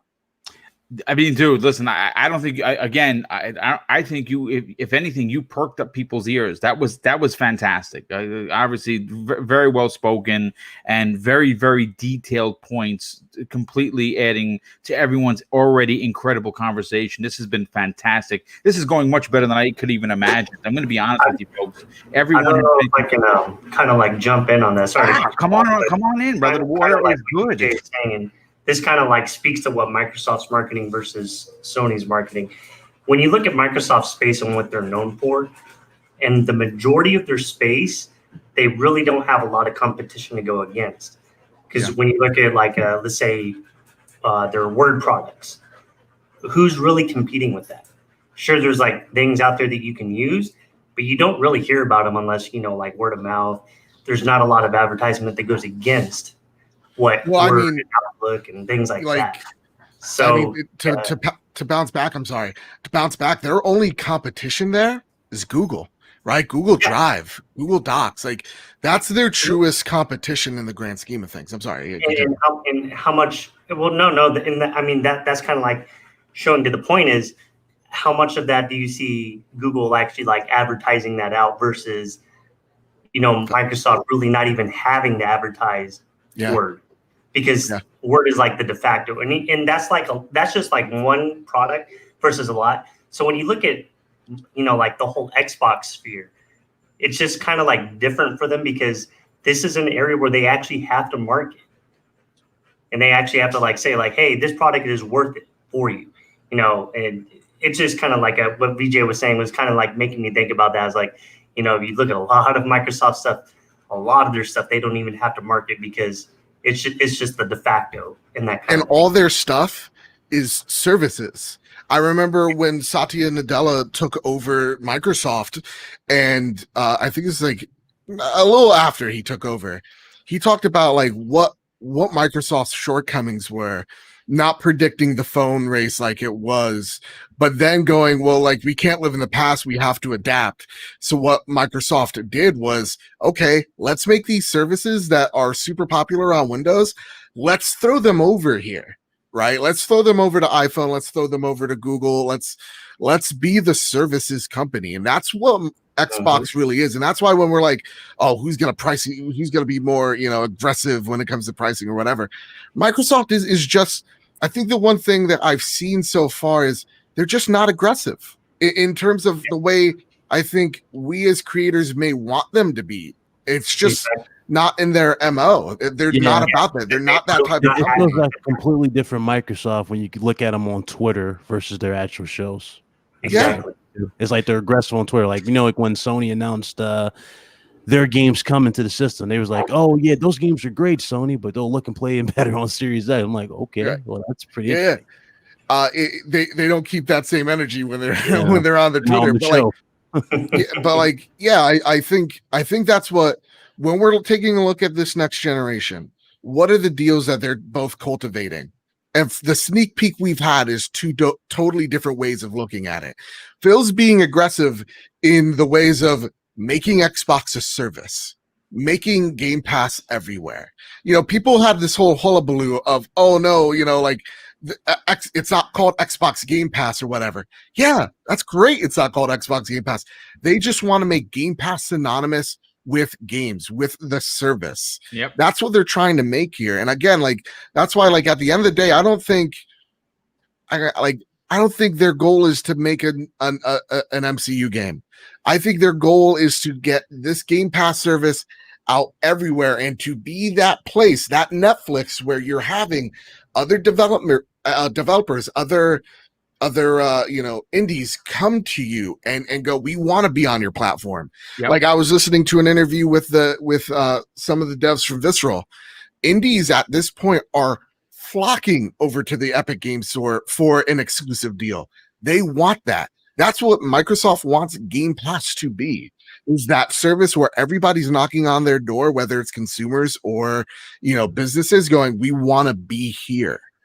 And yeah, again, I agree with everything Dizzy, VJ, and Bit are saying here, because it's hitting on that head of where Microsoft's head's at, and most importantly right now, where PlayStation's head's at, because PlayStation is not about that services life just yet. They're about, they need that hardware, and they're giving you so much reason to get it. Oh, they'll eventually get there, and that's why you're seeing these moves. They're to buy them time. Yeah, no, that's a great point. That is to buy them time. Listen, folks, what I want to do is I want to move on to the last topic, where this one's really going to be salty potentially, but I have to catch up on some of these very generous super chats. First of all, Eagles fan once again shows his outstanding generosity. He says, would Disney let an M-rated game like The Punisher? Yes, they would, because it has nothing to do with the MCU. That would definitely come to gaming, and I don't think it'd be a problem, because their gaming division, even though it's representing their characters, I don't think that would be an issue. We have Everborn Saga. Wow, thank you so much for an additional $5 super chat, and says, I bet Microsoft would have to pay more for the same deals than Sony because of the market share delta. The metric could change with Game Pass and xCloud. I mean, I don't know. I mean, probably, but it also could depend on the developer. Like Capcom, for example. Again, Japanese developers tend to work with their own. Yeah, that's true. That's a great point. Yeah. Viper XT drops another $5 super chat and says, my backlog is always so big that I have no problem waiting on timed exclusives. Already waiting for the PlayStation for the PS5 to play The Last of Us 2 and Ghost of Tsushima. You know what? You're not alone. There are a lot of folks that are willing to wait on that.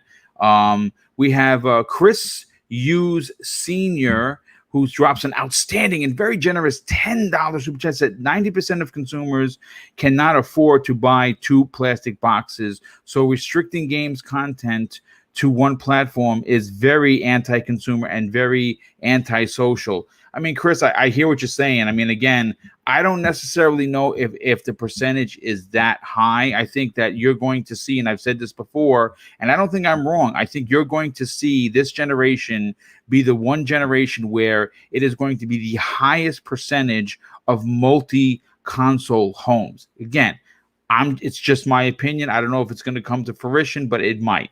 Sin Vendetta once again shows his generosity with an outstanding $5 super chat and says Spawn was exclusive to Xbox at one point with Soul Calibur 2. Yes, that's right. Spawn was for the 360. Link was for the GameCube, and I believe it was Hiachi for which from Tekken for Sony's machine. And you know what? I don't think anyone had a problem with that, because I wound up buying all 3 versions for the characters because I was a big fan of Soul Calibur 2 back then.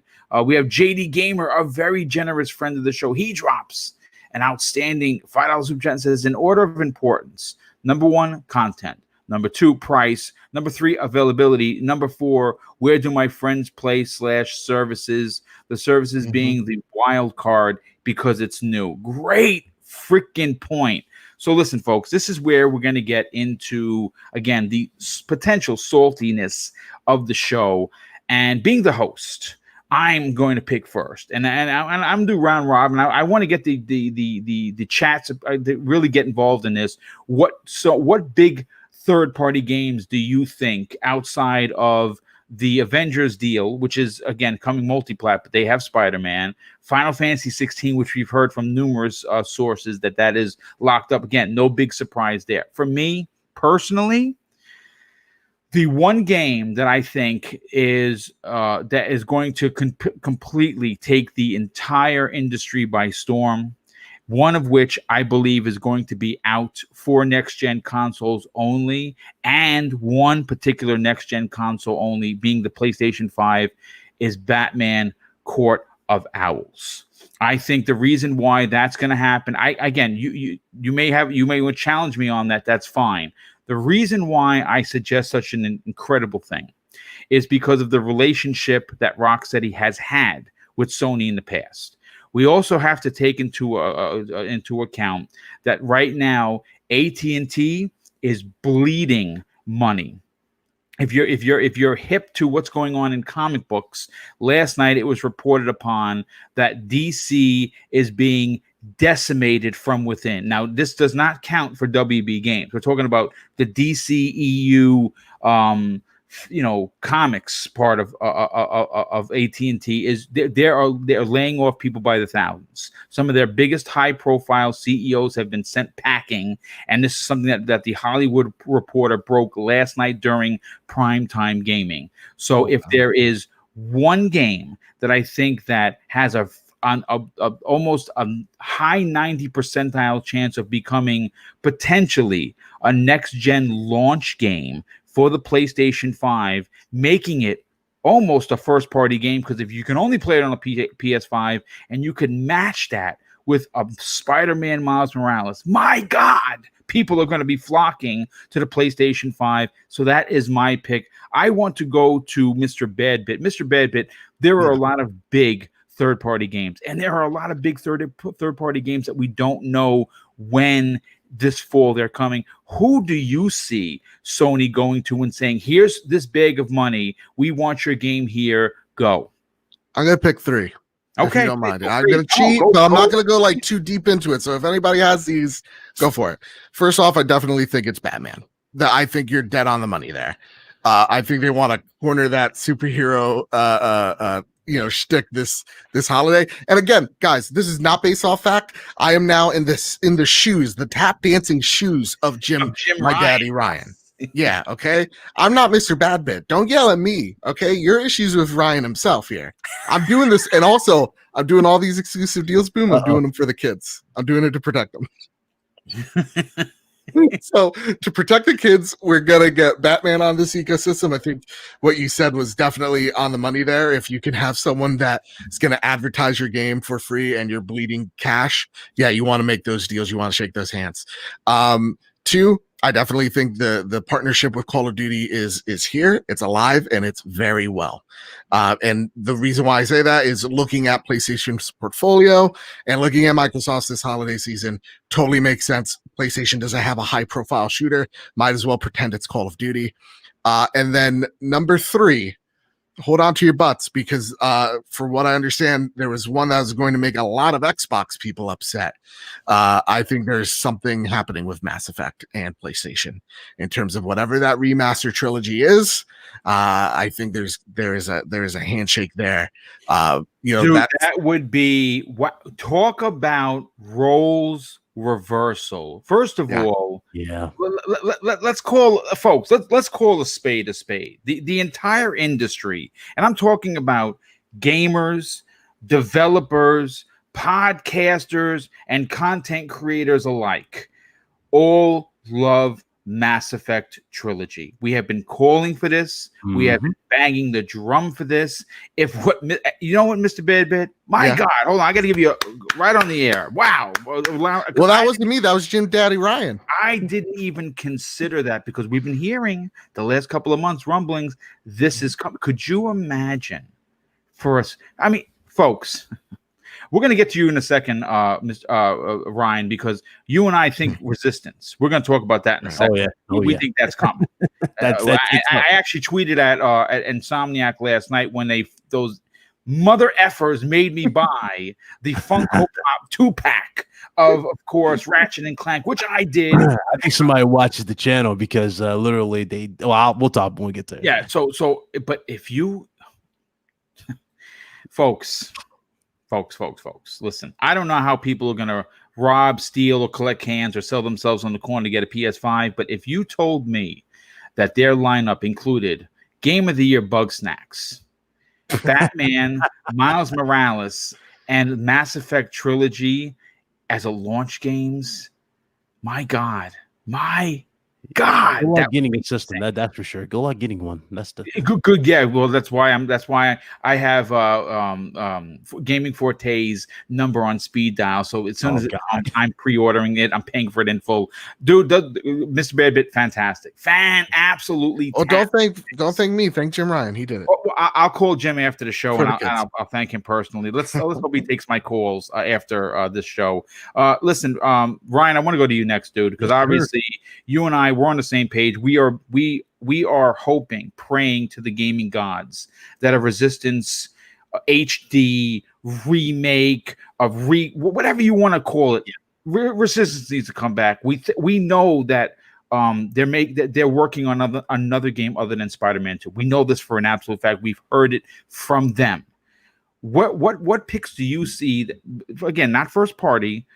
What third party games do you think that Sony would be so aggressive they could logistically shock the universe and the gaming space by saying launch day PlayStation only?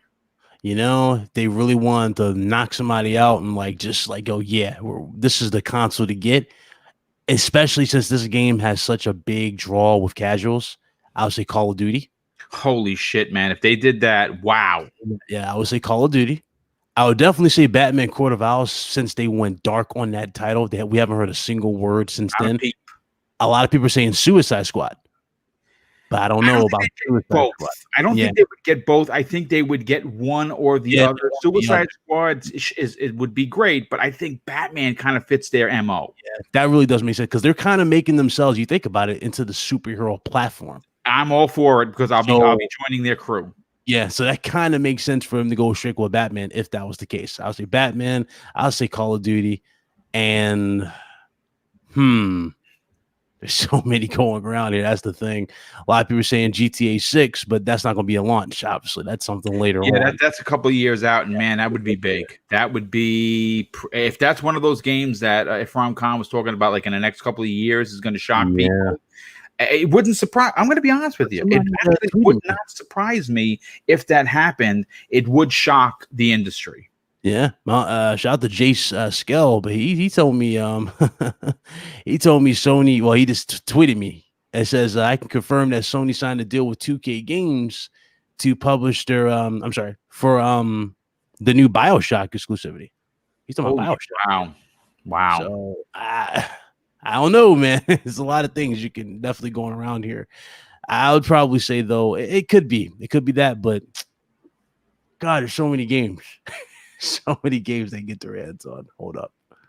Well, again, if they had $1 billion budget to lock up these exclusives. And what this is doing is not just saying that the PlayStation is the best place to play. They're protecting themselves from not having their first party bangers that we're all used to available sooner than later. Now, I believe Ratchet and Clank, I still think it's going to be a launch title. That's going to be a launch. Yeah, they were in pre-alpha. Yeah, that's my take on it, which is going to be great. Yeah. But all of their other big bangers, they're just not ready. Horizon Zero Dawn. One is, to be honest with you, and they're very, very tight-lipped on it. And I think somebody from the team actually watches the channel, because I put out a video not too long ago. I was like, guys, just keep your eyes open. I'm pretty sure they'll tweet at it again. And ironically, 24 hours later, they tweeted about this game, and that was Resistance Fallen Man remake. Now, Hip Hop Gamer told me to do this when he was on the show, and it blew my mind. He was like, Ryan, just enter, and I want you to do this. I don't know if you open your browser on the right. Yeah. Mm-hmm. Open your browser on the right and enter in the URL. Just put resistancefallenman.com. What does it take you?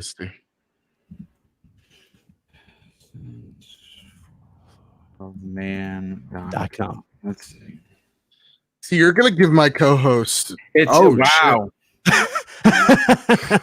It goes directly to PlayStation.com. Yeah. Wow. Okay. Well, I'm gonna give Kyle so much hope.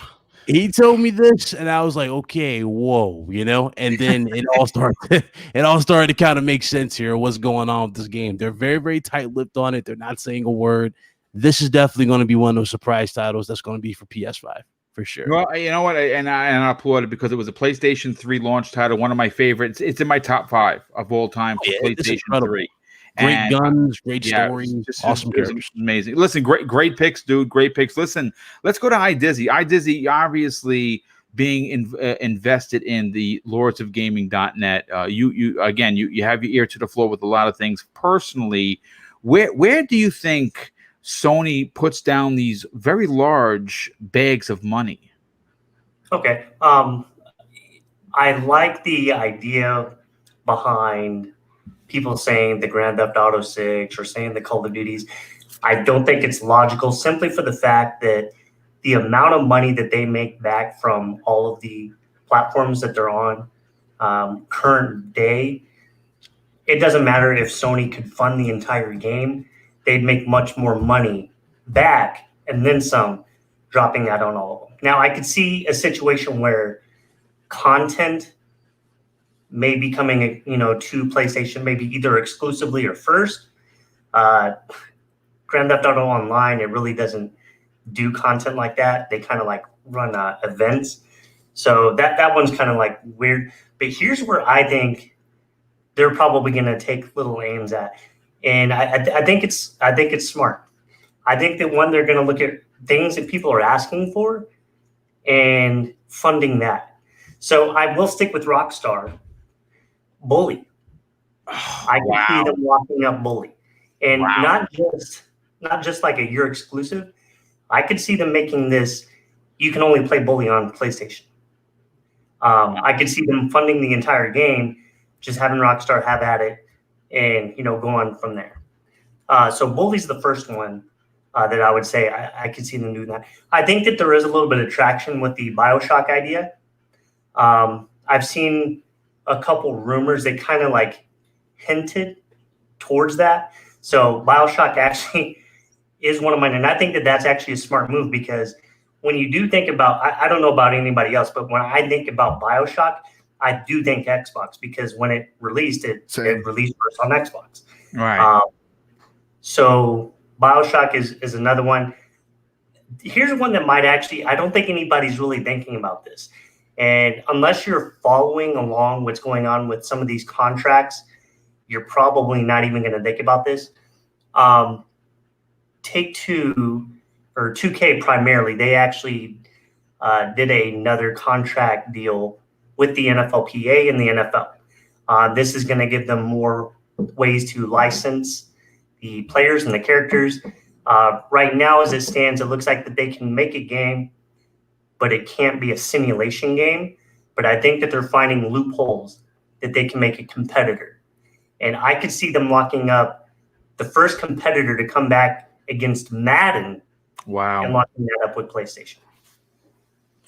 That's a strong pick because I don't know if you guys remember or you guys were even alive when it came out. I don't know. NFL 2K1 is probably still one of the best football games. That was on the Sega Dreamcast. I remember walking past a place that used to be here in Yonkers, New York, called Dragon's Den, and they had it playing on a 36-inch TV in the window. And my brother and I, Neo Mental, we walked by and we're like, oh man, it's game on now.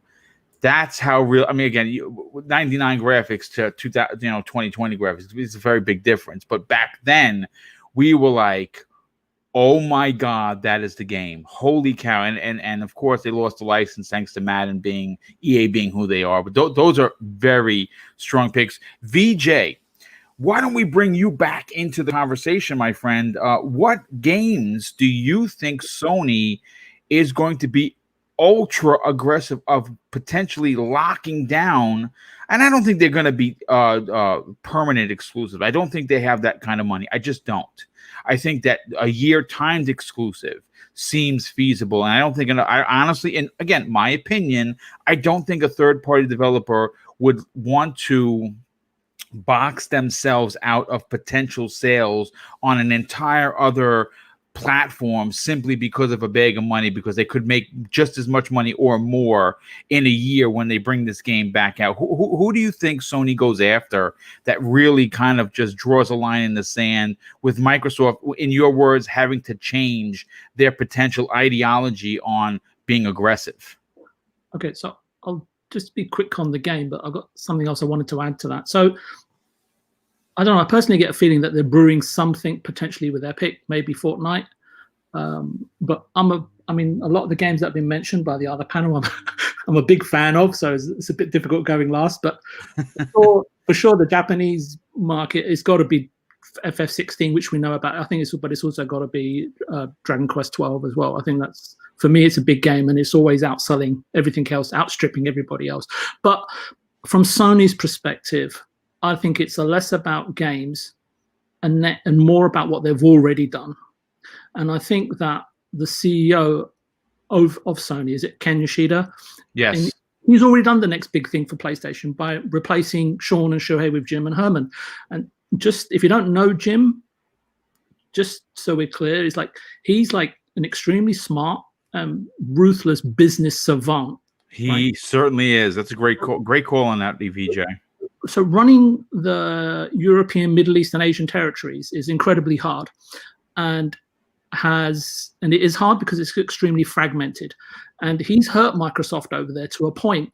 Xbox brand is non-existent in certain territories. So that's why I think that's their biggest move, is bringing him here and to do the same to Microsoft in the Americas.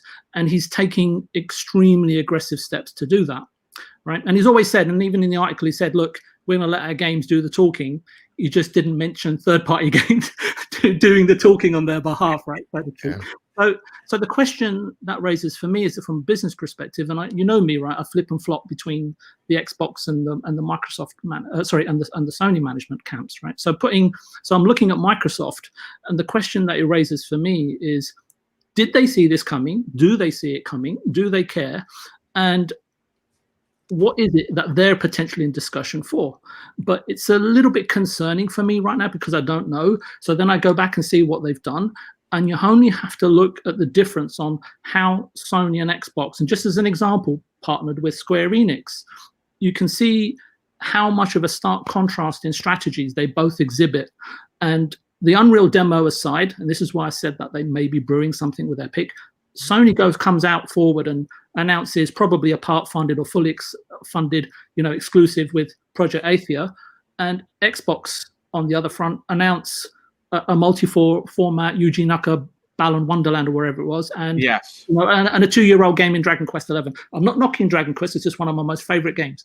But it just gives you food for thought in terms of what is going on, what has happened already, which can kind of lend you some thoughts into terms of how things are going to go pan out. And going back to Mr. Badbit earlier, saying, you know what, I think one's going left or one's going right. I don't know if it was him or if it was you. I apologize, but it was Badbit.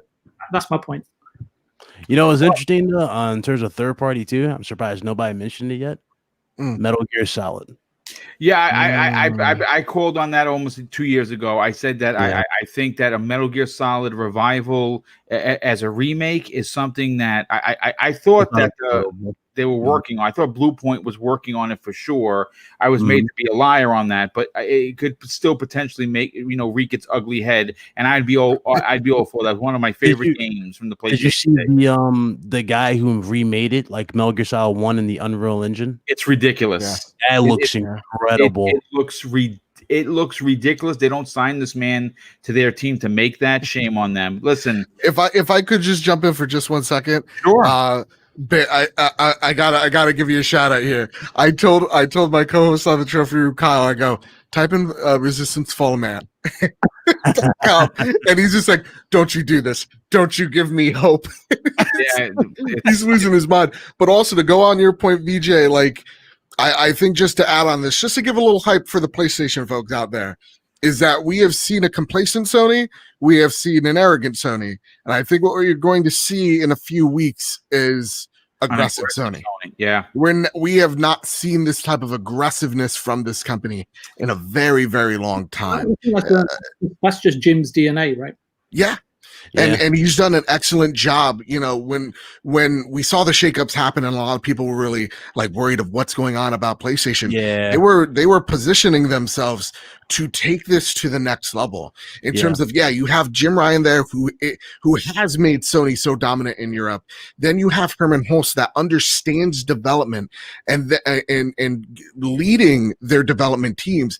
And then you have Shuhei Yoshida, who is the head of the indie department that we're hopefully seeing a resurgence of PlayStation indies. Like Fall Guys is just the beginning. Yeah, right? You're going to see even more with Shuhei. He's really going to be aggressive. And listen, I'll put it this way. Again, if you are someone that supports multiple consoles, your backlog, if it's big now, it's going to be doubly big next generation. There's going to be a lot to play. What I want to do is, before we get on out of here, we get outros. Let me catch up with some of these outstanding, very generous super chats. First of all, Clutchman01 drops a very generous $5 super chat and says, power and price leads PS4 over Xbox One games lineup at launch.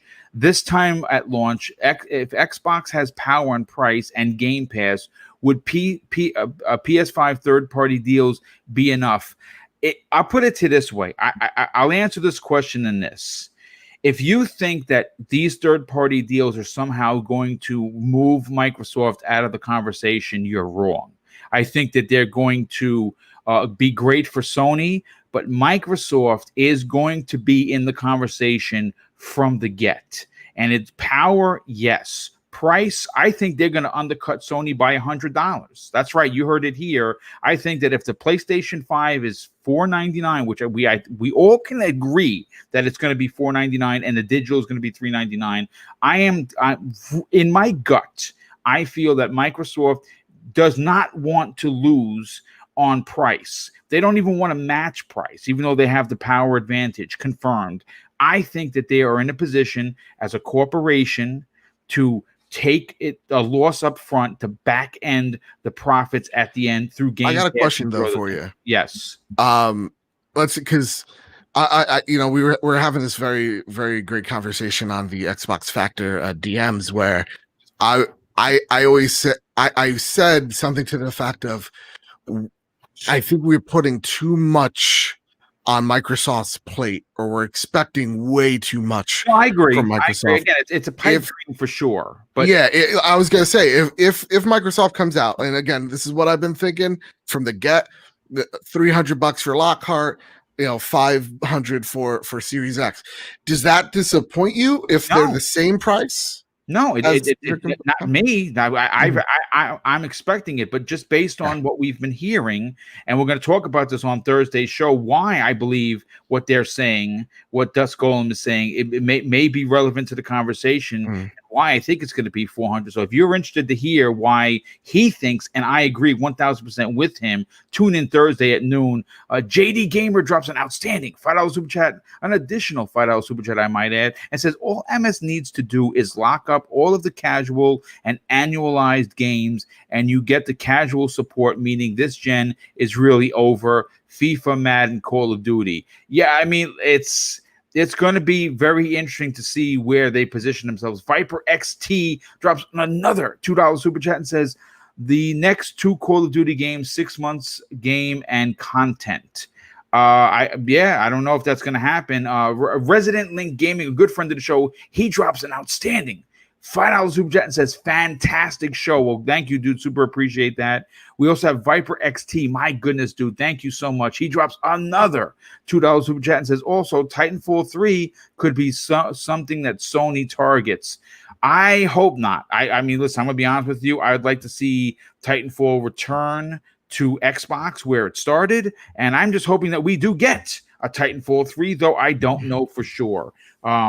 Let's see. We also have JD Gamer once again drops another $5 super chat and says, industry shaking MS exclusives, BioShock Trilogy remastered and sequel, Castlevania, Dragon Quest, Red Dead 3, KOTOR remake, people would fall over themselves, and sequel announced, sequel to KOTOR after the remake announced, and Call of Duty. Again, I don't know how aggressive Phil's going to get. I don't know if he's going to do. I think he's going to have to pivot. I think Microsoft as a corporation is going to be taken aback in the next couple of months on what Sony has done. And I think they're going to have to respond in kind by looking towards the future and spending a couple of ducats on the exclusives. That's just my opinion. Resident Link Gaming drops another $5 super chat and says, Battlefield Bad Company, feel like that would be a big one. Yeah, and that would be awesome. That would be awesome. And I can actually see Microsoft pulling that off because they're very close when it comes to that particular franchise. John B drops an outstanding, very generous $5 super chat. Thank you for that. And listen, folks, this has been great. First of all, I didn't expect this show to be 2 hours, and it was. And that's because we had a panel of superstars bring massive opinions to, of course, today's program, which is great. Real quick, obviously, if you might or you might not have heard, my wife and I and my brother Neil Mental are giving away a PlayStation 5, an Xbox Series X, and 10 PlayStation 5 / Xbox Series X games this fall. The prize is over $1,500. How do you get involved in this? Well, listen, I would love to say simply just sub my channel, but unfortunately, when you're talking $1,500 worth of prizes, I don't want to be a dick about it, but that's just not good enough because we know that people sub your channel, win a prize, and they're out. And that's not the way we're doing it. So if you want a shot at winning one of these consoles, if you want to win a shot of one of these 10 games, and there could be potentially more prizes, I'm trying to rake in some more money to add additional prizes. There are 2 ways to do it. Well, actually 3 ways to do it. 1, you drop a super chat in. Super chats are all recorded. Every super chat is recorded. I have a book here that I write in every time I have a show, and your name is put in there. And whenever you drop a super chat, whether it's $2 or $20, you're going to get an entry in to win one of these games. That's where the super chat's going. To win one of the systems. Well, how do I do that? You either become a channel member and or a Patreon supporter. And if you are both, you get 2 entries. And I only have, and I say only, about 22 Patreon supporters. So if you become a Patreon supporter, there's a good shot that you could win one of these consoles. And even if you're in the UK, that's right, folks, you heard it. If you are in the UK, Mrs. Boom, Neo Mental, and myself, we will fit the bill to get that console to you in the UK. Sure, it's going to clobber me, but if you're a part of the contest and you win and you're in the UK, you will get your console delivered for the price of free. I'll make sure you get that console. And real quick, just talking about becoming a channel member, I added 2 pretty cool new emojis to it, one of which is pretty funny. Larry Herb's white gloves. That's right. Larry Herb's white gloves are an emoji that you can use while you're in the chat. And of course, a Fable one I added this morning. I'm up to 12, which means that's right. Yes, I have 55 channel members. That's insane for a small channel like mine, but congrats, man. Congrats. Oh, congrats. I love the white gloves, man. I had Larry. I interviewed him. I had to represent Larry properly by having white gloves as an emoji. JD Gamer drops a $2 super chat and says Scalebound by Ninja Theory. I say yes. Oh, a very good friend of the show, Philly Eagle. What's going on, dude? I hope you're well. He drops a $5 super chat says, great show as usual, Boom. Finally able to catch the show live. Been a while. Yes, dude. We miss you in the chat. And our very good brother, Smitty Smith, bringing us back to church. As always, salute to the panel and chat. The Book of X as he drops a $5 super chat. And we have Bounty Boom, who is a new channel member. Bounty, thank you for that, dude. Super appreciate you becoming a channel member. So let's get into the outros. And we'll start with BitCloud Gaming. BitCloud, obviously, your channel has been exploding. I don't know if you're at 6,000, but I know that you're close. We're almost at 8. Oh, well. Oh, shit. Nice job, dude. Where the frick have I been? Maybe I have it written down wrong. Yeah, closer to 8.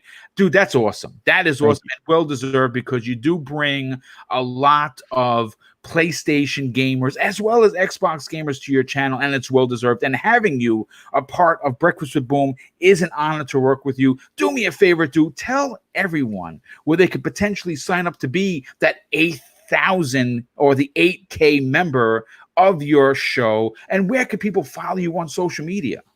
Oh yeah, that's definitely, man. So I turned 28 on the 30th of this month. Let me tell you. Good on you. You're still under 30. My God.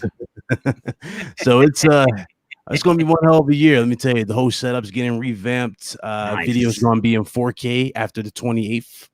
I'm going to be doing a lot of stuff, man. New monitor. Me and Dave were talking about, the TCO guys.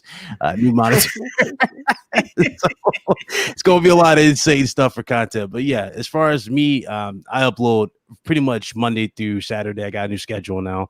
So videos are nonstop, PlayStation centric, obviously. YouTube channel is BitCloud Gaming. You guys can find me on Twitter. BitCloud Gaming. Boom can vouch for me. I just talk gaming on Twitter. I don't get into this boy crap. So we have fun. We chill. Got any questions, hit me up personally. It is what it is. We can talk. But yeah, great show. See you guys Friday. Yeah, thanks for having me. Yeah, Friday show is going to be fire. We have King David and Wilmy Hood joining us, and that is going to be a fire show. Next up, David's here to bless our knees. Yes, bless our knees indeed, for sure. Next up, the voice, the subtle voice of the trophy room, for the people, by the people, Mr. Badbit. Thank you so much for being here. Of course, you'll be joining us once again, not only on Thursday but on Friday mornings. Breakfast Room. You are very popular with my community, which is great. A lot of people enjoy the banter that you bring to each conversation. Do me a favor, dude. Tell everyone where they can check out one of the best PlayStation shows that talks about gaming as a gamer, and where can people potentially move you past 2,000 followers on Twitter? Man. I don't know. Because then at that point, you're right. You're a Jim Dancing Shoes Ryan status if you get 2,000. I'm knocking on doors now. They have to answer. I go, do you know who I am? I got 2,000 subscribers or whatever. Yeah, no, you can find me over at Bad Big Games where we talk about all things game news, reviews, and unboxings. Yeah, I'm doing a little bit of a rebrand as well over there. So can't wait to show y'all what we're working with over there. You can find me over at the Trophy Room podcast made by the players for the players each and every Thursday with me and my best friend Kyle. We talk about the latest and greatest in all things PlayStation. The video version over there on Bad Bit Games. You can find the Trophy Room on Apple Podcasts, on Google Play, on Spotify, wherever you get your podcasts of choice.